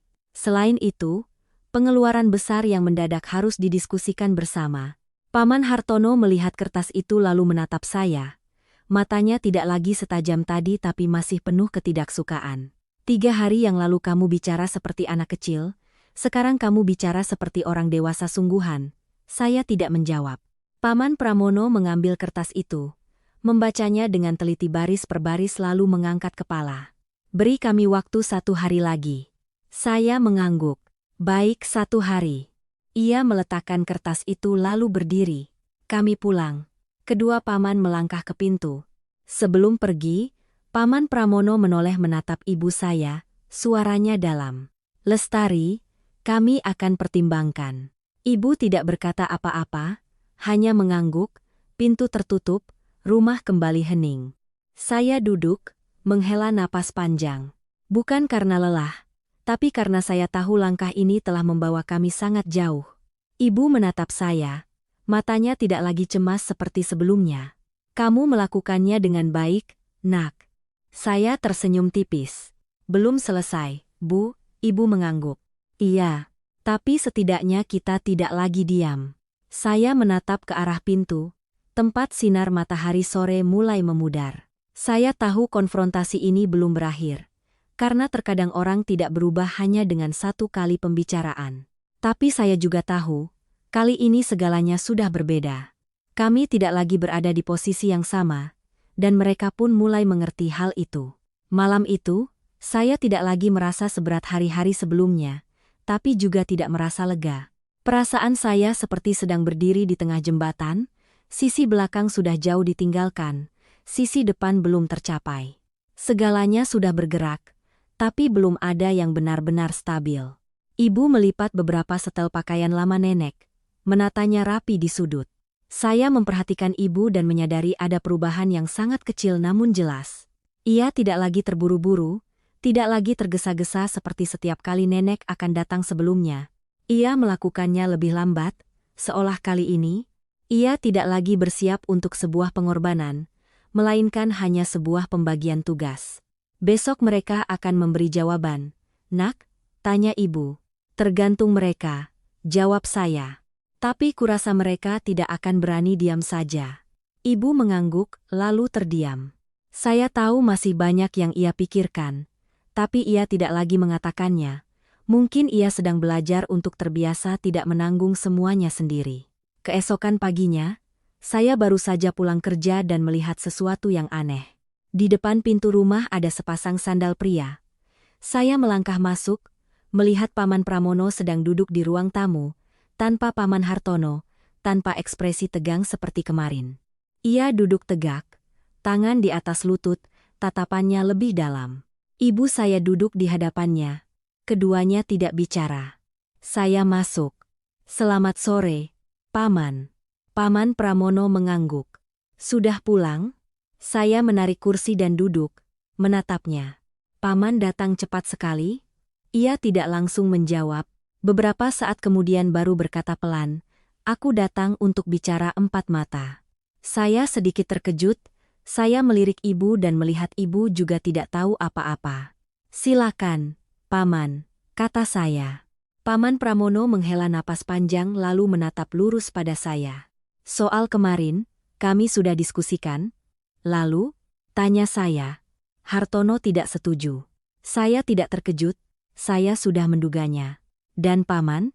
Ia terdiam beberapa detik lalu berkata, aku tidak menolak sepenuhnya. Jawaban itu membuat saya tertarik. Maksud Paman? Ia menatap meja lalu berkata perlahan. Aku tidak menyangkal kami ada salahnya. Selama ini urusan ibu memang kami banyak melimpahkannya pada ibumu. Ibu saya bergerak sedikit tapi tidak bicara. Saya menatap Paman, menunggunya melanjutkan. Tapi kamu juga harus mengerti. Katanya, bukan kami tidak mau mengurus, tapi sudah terbiasa. Saya tidak menyela. Saya membiarkannya bicara sampai selesai. Dulu setiap kali ibu sakit, ibumu yang selalu maju duluan. Kami pikir ya sudahlah biar Lestari yang urus. Kami bantu sedikit uang saja sudah cukup. Lama-lama jadi begitu. Saya mengangguk pelan. Kebiasaan itu siapa yang menciptakan? Ia tidak menjawab. Keheningan singkat berlalu. Aku tidak mau masalah ini menjadi lebih besar. Lanjutnya, kalau sampai ke pengadilan, bukan hanya kami yang malu, tapi seluruh keluarga juga akan hancur. Saya menatapnya. Kali ini saya melihat ada sesuatu yang lain dalam suaranya, bukan hanya kekhawatiran untuk dirinya sendiri, tapi juga sedikit penyesalan, meskipun sangat samar. Jadi Paman mau bagaimana? Tanya saya. Aku setuju untuk patungan uang. Katanya, soal perawatan, Aku bisa datang membantu beberapa kali, tapi tidak bisa mengikuti jadwal kaku seperti yang kamu buat. Tanpa jadwal, semuanya akan kembali seperti semula, jawab saya. Ia menatap saya, matanya sedikit lelah. Kamu terlalu kaku. Aku tidak kaku, kata saya. Aku hanya tidak mau ada yang abu-abu. Ia menghela napas. Aku bicara jujur, katanya. Kalau hanya aku, mungkin lebih mudah, tapi ada Hartono, dia tidak mau. Kamu terlalu memaksanya, dia akan bereaksi keras. Saya tidak memaksa, jawab saya. Saya memberikan syarat. Syarat itu tidak ia terima, maka konsekuensinya juga harus ia terima. Ucapan saya membuatnya terdiam. Ibu saya saat itu baru angkat bicara, suaranya pelan tapi jelas. Mas Pramono. Ia mengangkat kepala. Selama ini aku tidak menyalahkanmu, kata ibu. Aku hanya berpikir, ya sudahlah, namanya saudara siapa yang bisa membantu ya membantu. Tapi sekarang aku sudah lelah. Aku tidak mau sendirian lagi. Ia menatap ibu, matanya sedikit goyah. Ibu bukan hanya milikku, lanjut ibu, juga bukan hanya milik kalian berdua. Kalau kita tidak bersama-sama merawatnya, nanti kita semua akan menyesal. Ruangan itu hening. Saya menatap Paman Pramono. Kali ini saya melihat lebih jelas pergulatan batin dalam dirinya. Di satu sisi ada kebiasaan, keuntungan, dan kemudahan yang telah berlangsung bertahun-tahun. Di sisi lain, ada kebenaran yang perlahan muncul dan tidak bisa disangkal. Aku butuh waktu lagi. Akhirnya ia berkata. Tidak banyak waktu lagi, jawab saya. Ia berdiri. Aku akan bicara lagi dengan Hartono. Saya mengangguk. 1 hari lagi. Ia tidak berkata apa-apa lagi. Melangkah ke pintu lalu berhenti sejenak, menoleh menatap ibu. Lestari, aku minta maaf. Ibu tidak menjawab, tapi saya melihat matanya memerah. Pintu tertutup, saya duduk menatap ibu. Bagaimana menurut ibu? Ibu menghela napas. Mas Pramono tidak jahat, katanya. Hanya saja dia lemah. Saya mengangguk. Dan Paman Hartono? Ibu terdiam. Saya mengerti. Ada orang yang bukan tidak mengerti mana yang benar dan salah, tapi mereka memilih untuk tidak melihatnya. Sore itu, saya menerima pesan dari nomor tak dikenal. Kinasih, ini Hartono. Kamu ada waktu? Kita bertemu sebentar. Saya membaca pesan itu lalu menatap keluar jendela. Sebuah perasaan yang sangat jelas muncul. Segalanya belum berhenti. Saya membalas. Di mana? Kafe di ujung Jalan Sudirman jam 6. Saya tidak berpikir lama. Baik. Saya tahu pertemuan ini akan berbeda. Tanpa ibu, tanpa Paman Pramono, hanya saya dan Paman Hartono. Dan mungkin di sana saya akan lebih mengerti mengapa segalanya bisa sampai seperti ini. Pukul 6 sore. Kafe di ujung Jalan Sudirman mulai ramai. Cahaya kuning lampu menerangi meja-meja kayu kecil. Suara cangkir beradu, suara orang mengobrol bercampur menjadi satu, cukup untuk menutupi hal-hal yang tidak ingin didengar orang lain. Saya masuk, melihat sekeliling, dan menemukan Paman Hartono duduk di sudut paling dalam, membelakangi pintu. Ia mengenakan kemeja gelap, tangan di atas meja, di hadapannya ada secangkir kopi yang belum diminum. Posturnya tegak, tapi bahunya tampak tegang. Saya mendekat dan menarik kursi di hadapannya. Selamat sore, Paman. Paman Hartono mengangkat kepala, tatapannya tidak lagi setajam sebelumnya tapi tetap menjaga jarak yang jelas. Duduklah. Saya mengangguk, memesan segelas air putih, lalu kembali menatapnya. Tak ada yang langsung bicara. Saya tahu Paman memanggilku ke sini bukan untuk basa-basi. Akhirnya ia yang memulai. Kamu sudah sampai mana? Saya tidak menjawab langsung. Maksud Paman? Soal nenek, soal rumah, soal surat-surat itu. Apa katanya singkat? Saya sedang melakukan apa yang perlu dilakukan. Jawab saya. Ia tertawa sinis. Terdengar seperti kamu siap menuntut kami. Jika perlu, kata saya. Ia menatap saya cukup lama lalu bersandar. Suaranya melambat. Kamu tidak seperti ibumu. Saya tahu. Ibumu orangnya gampangan, katanya. Kamu orangnya sulit. Saya hanya ingin yang jelas, jawab saya. Ia tidak membantah. Ia terdiam sejenak lalu berkata, "Kemarin aku dan Mas Pramono bertengkar. Saya tidak terkejut. Soal ini, ia mengangguk. Dia mau lebih banyak mengalah. Aku tidak. Kenapa? Tanya saya. Ia menatap keluar jendela kaca, tempat lalu lalang orang dan sorot lampu mobil yang melintas. Karena menurutku kami tidak salah-salah amat. Jawaban itu membuat saya sedikit mengerutkan kening. Bisa Paman jelaskan? Ia kembali menatap lurus pada saya. Dulu kami juga tidak memaksa nenek. Beliau sendiri yang setuju menandatangani. Beliau juga bilang jelas ingin meninggalkan rumah untuk anak laki-lakinya. Kami hanya mengikuti. Mengikuti saat nenek baru saja kena stroke? Tanya saya. Ia berhenti sejenak. Kamu dengar dari siapa? Saya dengar cukup untuk tahu. Jawab saya. Yang penting, apa Paman berani menyangkalnya? Ia tidak langsung menjawab. Tangannya memutar-mutar cangkir kopi, matanya menatap meja. Aku tidak ingat persis, katanya setelah beberapa saat. Sudah lama sekali? Tidak ingat atau tidak mau ingat? Tanya saya. Ia mengangkat kepala, matanya sedikit kesal. Kamu sedang menginterogasiku? Saya sedang mencari kebenaran. Ia menghela napas panjang. Baiklah, katanya. Aku bicara terus terang. Waktu itu nenek baru saja sakit tapi masih sadar, tidak pikun. Mas Pramono bilang pada nenek sebaiknya diurus cepat surat-suratnya biar nanti tidak repot. Nenek setuju, itu saja. Kenapa harus cepat-cepat? Tanya saya. Ia terdiam. Kenapa tidak menunggu nenek sehat betul? Tanya saya lagi. Ia tidak lagi menatap saya. Karena waktu itu Mas Pramono takut. Takut apa? Ia menggenggam tangannya sedikit. Takut nanti berubah pikiran. Jawaban itu jatuh. Ringan tapi cukup membuat saya mengerti. Berubah pikiran untuk memberikannya pada ibu saya? Tanya saya. Ia tidak bicara, tapi keheningannya adalah jawaban. Saya bersandar di kursi, menatapnya sejenak. Jadi kalian tahu jelas kalau awalnya kakek membaginya secara berbeda. Ia mengerutkan kening. Kamu dapat surat itu dari mana? Tidak penting. Penting, katanya. Karena kalau benar ada surat itu, maka, ia berhenti. Maka apa?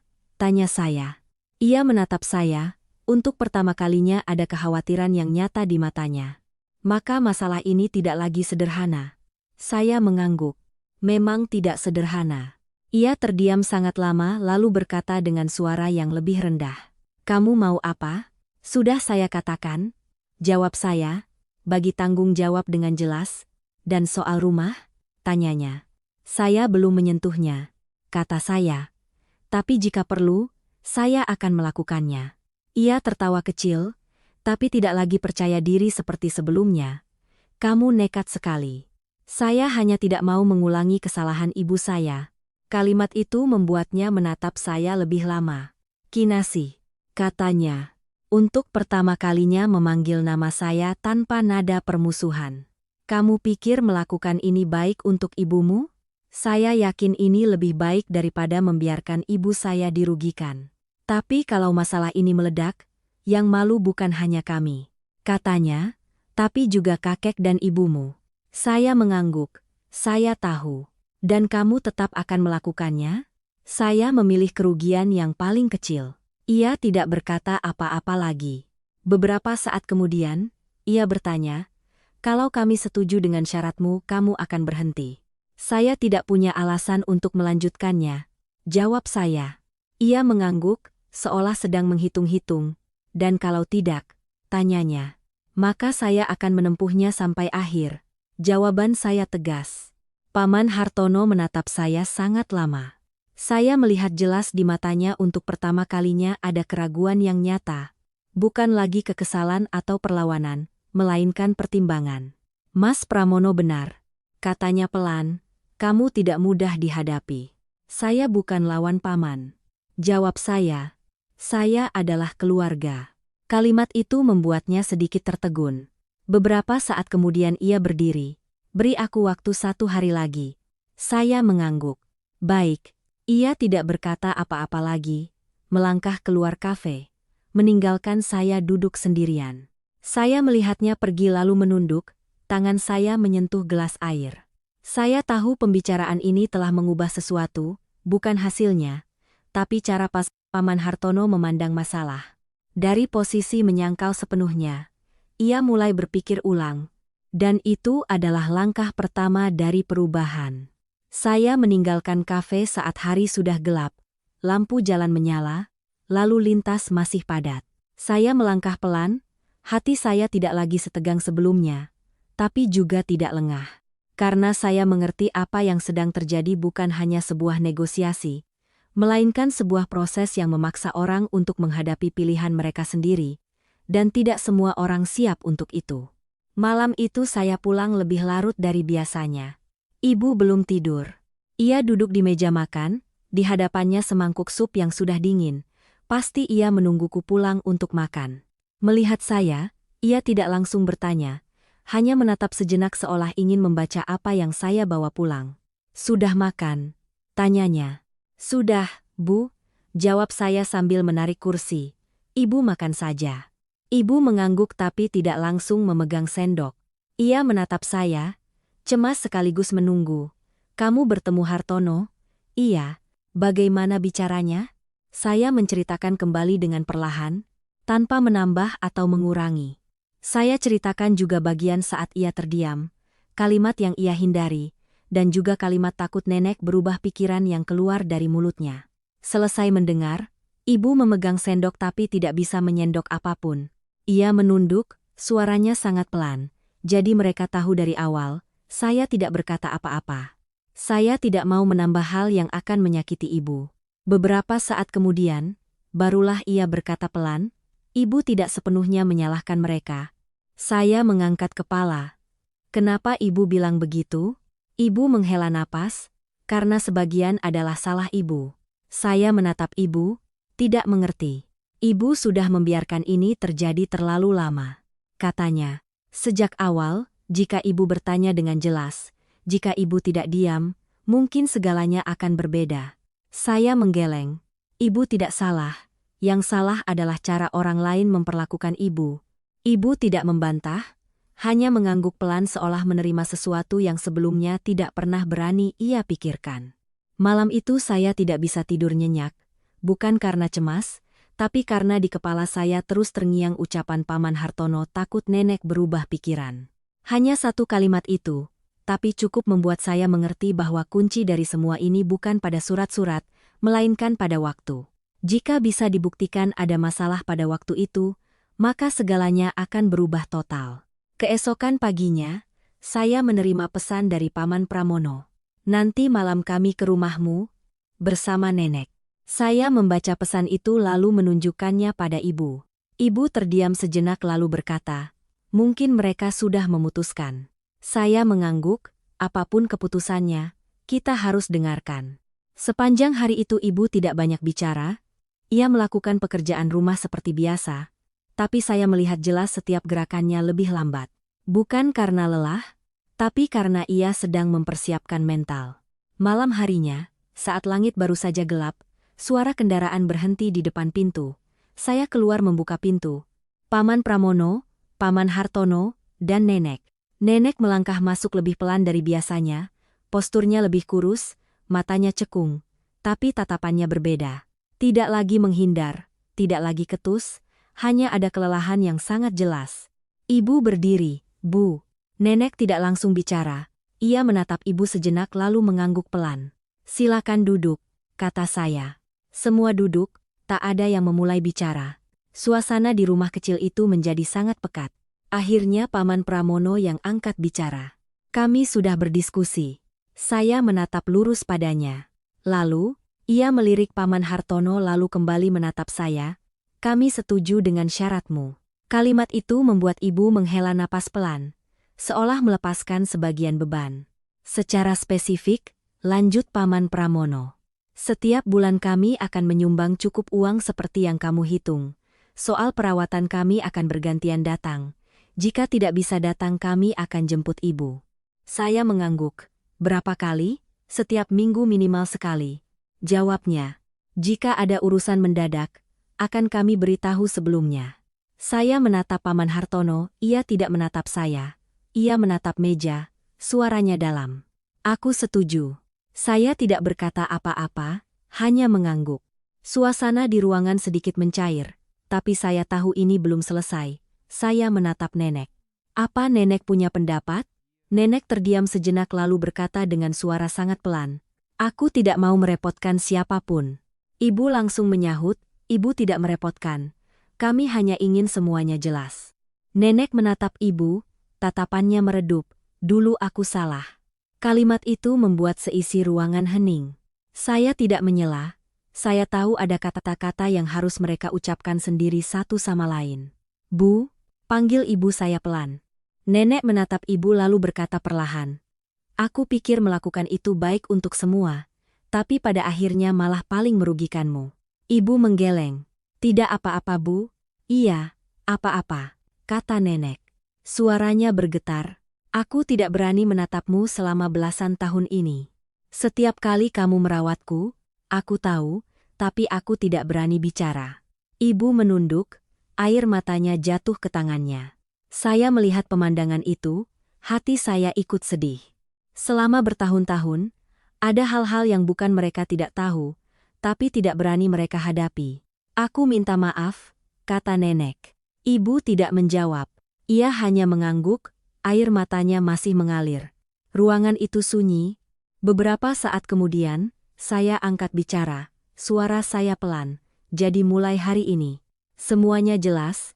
Tidak ada yang harus menanggung beban sendirian lagi. Paman Pramono mengangguk. Iya. Paman Hartono juga mengangguk pelan. Saya mengeluarkan kertas yang sudah saya siapkan dan meletakkannya di meja.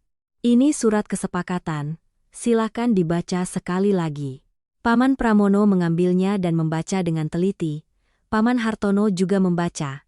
Nenek tidak membaca tapi ikut melihat. Akhirnya Paman Pramono menandatangani lebih dulu, disusul Paman Hartono. Ibu melihat surat itu lalu menatap saya.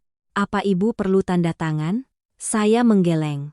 Tidak perlu, cukup mereka berdua yang tanda tangan. Saya menyimpan surat itu ke dalam tas. Suasana di ruangan terasa jauh lebih ringan, tapi di dalam hati saya masih ada satu hal. Saya menatap nenek. Ada satu hal lagi.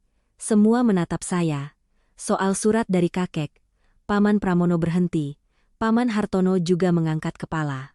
Saya tidak akan menggunakannya sekarang, kata saya. Tapi surat itu tetap ada. Paman Pramono mengangguk perlahan. Aku mengerti. Saya tidak mau mengungkitnya lagi. Lanjut saya. Jika semuanya berjalan dengan benar, surat itu tidak akan pernah dibutuhkan. Paman Hartono menatap saya. Tatapannya tidak lagi bermusuhan seperti sebelumnya. Iya. Nenek menatap saya sangat lama. Kamu tidak seperti mereka. Saya tidak menjawab. Saya hanya balas menatapnya dengan tenang. Karena saya tahu, mulai hari ini, segalanya telah berubah. Bukan karena kami menang, tapi karena akhirnya semua orang harus menghadapi kebenaran. Dan terkadang, itu saja sudah cukup untuk mengubah sebuah keluarga. Setelah malam itu, rumah kecil saya seolah berubah secara diam-diam. Tidak ada keramaian, tidak ada kata-kata keras. Tapi dalam setiap aktivitas sehari-hari, saya merasakan dengan jelas satu hal, segalanya telah kembali ke tempat yang semestinya. Awalnya, Paman Pramono menepati janjinya dengan cukup teratur. Setiap akhir pekan ia datang, kadang membawa buah, kadang hanya duduk sebentar lalu pulang. Ia tidak banyak bicara, tapi juga tidak lagi menghindari ibu seperti sebelumnya. Setiap kali seperti itu, ibu saya menyambutnya dengan biasa, tidak terlalu ramah, juga tidak dingin. Ibu bersikap seperti dirinya yang sebenarnya, seorang yang pengertian tapi tidak lagi merendahkan dirinya. Paman Hartono berbeda. Minggu pertama ia tidak datang, hanya mentransfer uang sesuai kesepakatan.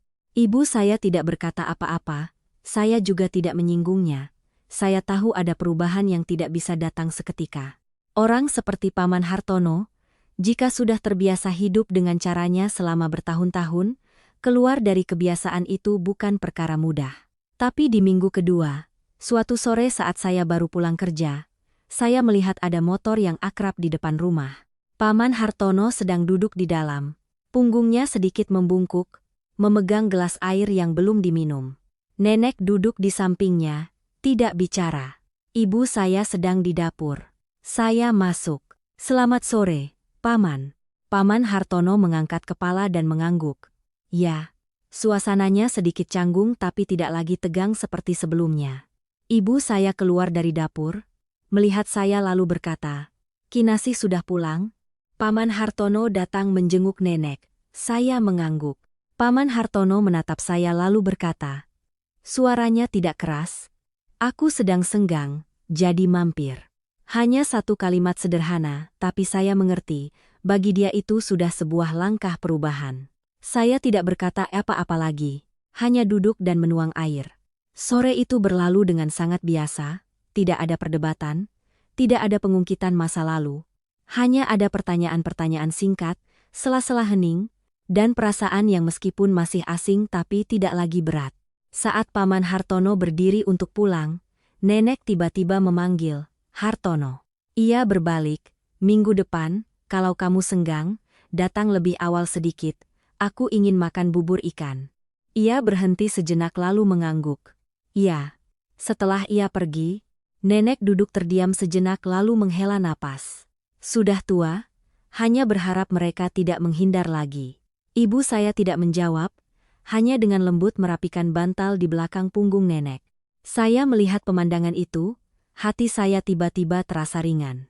Bukan karena segalanya sudah sempurna, tapi karena setidaknya semua orang sudah mulai berubah, meskipun sangat lambat. Minggu-minggu berikutnya, segalanya perlahan menjadi stabil. Paman Pramono tetap rutin, Paman Hartono juga mulai lebih sering muncul, meskipun tidak serutin kakaknya tapi tidak lagi absen sama sekali. Kadang ia datang hanya duduk sebentar, kadang tinggal lebih lama, membantu ibu mengantar nenek periksa.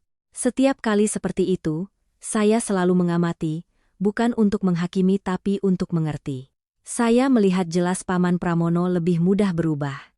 Ia punya rasa bersalah meskipun tidak banyak diungkapkan. Sedangkan Paman Hartono masih menjaga jarak tapi tidak lagi bereaksi seperti sebelumnya. Ia tidak lagi menyangkal, tidak lagi melawan. Hanya butuh waktu. Suatu malam saat saya dan ibu sedang bersih-bersih, nenek memanggil saya, Kinasih. Iya, Nek. Ia menatap saya, tatapannya sudah sangat berbeda dari hari-hari pertama. Kamu masih marah padaku? Saya terdiam sejenak lalu berkata, dulu iya. Nenek mengangguk, tidak terkejut. Tapi sekarang sudah tidak terlalu. Lanjut saya. Kenapa? Tanyanya. Karena aku mengerti, nenek juga punya alasan sendiri. Nenek menatap saya sangat lama lalu berkata, tapi alasan itu tidak benar. Saya tidak menjawab. Nenek menghela napas. Seumur hidup aku pikir anak laki-laki adalah sandaran, tapi sampai saat ini aku baru sadar, yang paling banyak di sampingku justru anak perempuanku. Ibu saya yang berdiri di pintu mendengarnya tapi tidak berkata apa-apa. Dulu aku salah memilih, kata nenek. Sekarang hanya berharap bisa memperbaikinya sedikit demi sedikit. Saya menatap nenek, hati saya tidak lagi merasakan perlawanan seperti sebelumnya. Masih sempat, Nek, kata saya. Nenek mengangguk, matanya sedikit berkaca-kaca. Simpan saja surat itu. Saya mengerti ia merujuk pada surat dari kakek. Itu satu-satunya benda yang tidak berani aku buang, katanya. Karena setiap kali melihatnya, aku tahu apa yang telah aku lakukan. Saya tidak berkata apa-apa. Hanya mengangguk. Malam itu ketika saya berbaring di kamar, saya membuka kembali tumpukan kertas itu. Tulisan tangan kakek masih sama, jelas dan rapi. Tiba-tiba saya sadar, ada hal-hal yang meskipun disembunyikan, jika masih ada, suatu saat akan terlihat. Tapi yang lebih penting bukan surat itu, melainkan apa yang telah disebabkannya, yaitu memaksa semua orang untuk saling berhadapan. Seminggu kemudian, suatu sore, saya menerima telepon dari Mbak Dewi. Kinasih, bagaimana keadaan di keluargamu? Sudah lebih baik, Mbak, jawab saya. Mereka sudah mau berbagi tanggung jawab. Kalau begitu bagus, katanya.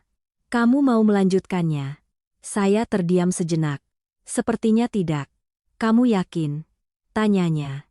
Kurasa tidak perlu lagi.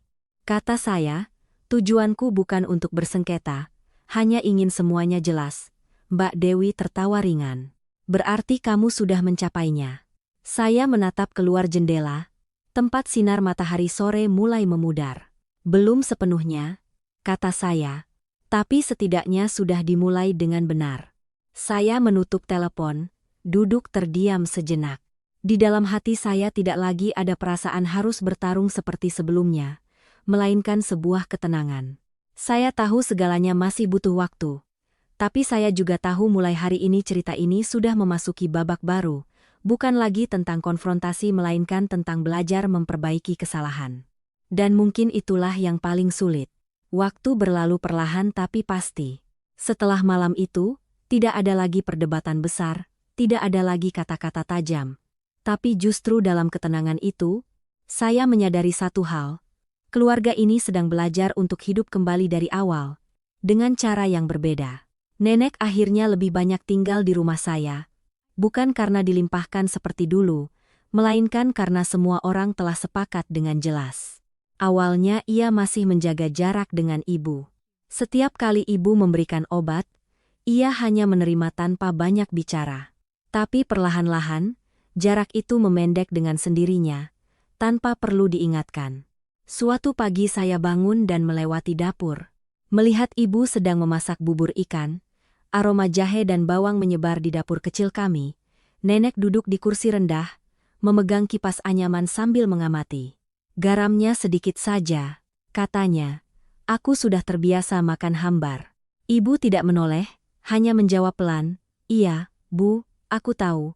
Hanya 2 kalimat sederhana, tapi saya yang berdiri di luar pintu merasa hati saya hangat. Ada hubungan yang tidak butuh permintaan maaf yang besar, tidak butuh banyak janji, cukup orang-orang di dalamnya mulai peduli kembali, itu sudah cukup. Paman Pramono tetap rutin. Kadang ia datang lebih awal, membantu ibu mengantar nenek periksa. Kadang duduk lebih lama, bertanya beberapa hal sebelum pulang. Ia tidak lagi menghindari ibu, juga tidak lagi menjaga jarak dengan saya. Setiap bertemu ia hanya mengangguk, tapi anggukan itu tidak lagi dingin. Suatu kali saat saya sedang menata meja, Paman Pramono berdiri di pintu menatap saya sejenak lalu berkata, "Kinasih." "Iya, Paman. Kamu melakukan ini sebenarnya bagus juga." Saya menatapnya tanpa bicara. Setidaknya kami jadi harus introspeksi diri. Lanjutnya, saya mengangguk. Semua orang pada akhirnya harus introspeksi diri, Paman. Ia tidak berkata apa-apa lagi. Tapi saya tahu bagi dia itu adalah sebuah pengakuan. Sedangkan Paman Hartono berubah lebih lambat, tapi bukan berarti tidak berubah. Awalnya ia masih menjaga jarak. Datang ya datang tapi tidak banyak bicara. Tapi suatu kali nenek tekanan darahnya turun. Saya tidak di rumah. Ibu panik. Paman Hartono yang mengantar nenek ke rumah sakit. Hari itu saya lari ke rumah sakit. Melihatnya duduk di lorong. Bajunya basah keringat, memegang botol air, wajahnya tegang. "Nenek bagaimana, Paman?" tanya saya. "Sudah stabil," jawabnya. Kata dokter karena makannya tidak teratur. Saya mengangguk. Ia menatap saya sejenak lalu berkata, "Aku tidak menyangka merawat orang tua serumit ini." Saya tidak berkata apa-apa. "Selama ini kan ibumu yang urus," lanjutnya. "Mulai sekarang tidak lagi," jawab saya. Ia mengangguk sangat pelan. Setelah kejadian itu, Paman Hartono lebih sering datang. Tidak serutin Paman Pramono, tapi tidak lagi menjadi orang luar. Kadang ia duduk mengobrol dengan nenek, kadang membantu ibu ke pasar, kadang hanya duduk diam tapi kehadirannya sudah terasa berbeda. Suatu malam saat semua orang sudah pulang, saya dan ibu duduk di teras, angin sepoi-sepoi berhembus di gang kecil. "Bagaimana perasaan ibu?" tanya saya. Ibu menatap jauh lalu berkata, "Ibu merasa ringan." "Ringan kenapa?" "Karena tidak harus memaksakan diri lagi," jawab ibu. "Karena segalanya tidak lagi ditimpakan pada ibu sendirian." Saya mengangguk. "Apa ibu menyesal?" tanya saya. "Menyesal apa?" "Rumah itu." Ibu tersenyum ringan. "Tidak," katanya. Ibu tidak pernah menyesali itu. Ibu hanya menyesal telah kehilangan begitu banyak tahun tanpa memahami masalahnya. Saya terdiam. "Tapi sekarang sudah berbeda," lanjut ibu. "Sekarang ibu tahu, diam tidak selamanya baik." Saya menatap ibu dan melihat jelas perubahannya. Bukan ibu menjadi lebih keras, tapi ia sudah tahu cara mempertahankan bagiannya. Malam yang lain, nenek memanggil saya ke kamar. "Kinasih." "Iya, Nek." Ia menatap saya, tatapannya lebih dalam. "Kamu mau menyimpan surat itu selamanya?" Saya mengerti ia merujuk pada surat kakek. "Aku menyimpannya," jawab saya, "tapi bukan untuk digunakan." "Lalu untuk apa?" "Untuk pengingat," kata saya, "pengingat bahwa pernah ada kejadian seperti ini." Nenek mengangguk. "Bagus," katanya. "Ada hal-hal yang harus diingat agar tidak terulang." Saya tidak menjawab. Nenek menatap keluar jendela. Tempat cahaya kuning lampu menerangi sudut kamar. "Aku tidak tahu sisa hidupku berapa lama lagi," katanya. "Tapi aku tahu di sisa tahun-tahun ini aku ingin hidup berbeda." "Berbeda bagaimana?" "Tidak berat sebelah lagi," katanya. "Tidak salah memilih lagi." Saya menatapnya, hati saya tidak lagi seberat dulu. "Itu sudah cukup, Nek." Beberapa waktu kemudian, suatu pagi saat saya bersiap berangkat kerja, ibu memanggil, "Kinasih." "Iya, Bu." Ibu berencana memperbaiki lemari kayu tua itu. Saya menatap ibu. "Lemari peninggalan kakek?" "Iya." Ibu mengangguk. "Ibu mau menyimpannya, tapi diperbaiki biar lebih kokoh." Saya mengangguk. "Boleh saja, Bu." Ibu tersenyum. Ibu pikir, ada hal-hal yang tidak perlu baru, yang penting kita menjaganya dengan benar. Saya mendengarnya dan tiba-tiba mengerti. Lemari itu seperti keluarga ini, tidak sempurna, ada retak, ada bagian yang usang. Tapi jika tahu cara memperbaiki dan menjaganya, ia akan tetap bisa berdiri kokoh. Malam itu, saya duduk sendirian di kamar, membuka tumpukan kertas itu untuk terakhir kalinya. Saya menatap tulisan tangan kakek lalu menutupnya. Saya tidak perlu menggunakannya lagi. Bukan karena tidak lagi berharga, tapi karena hal yang lebih penting sudah terjadi. Semua orang telah berubah. Tidak sepenuhnya, tidak cepat, tapi cukup untuk memulai kembali.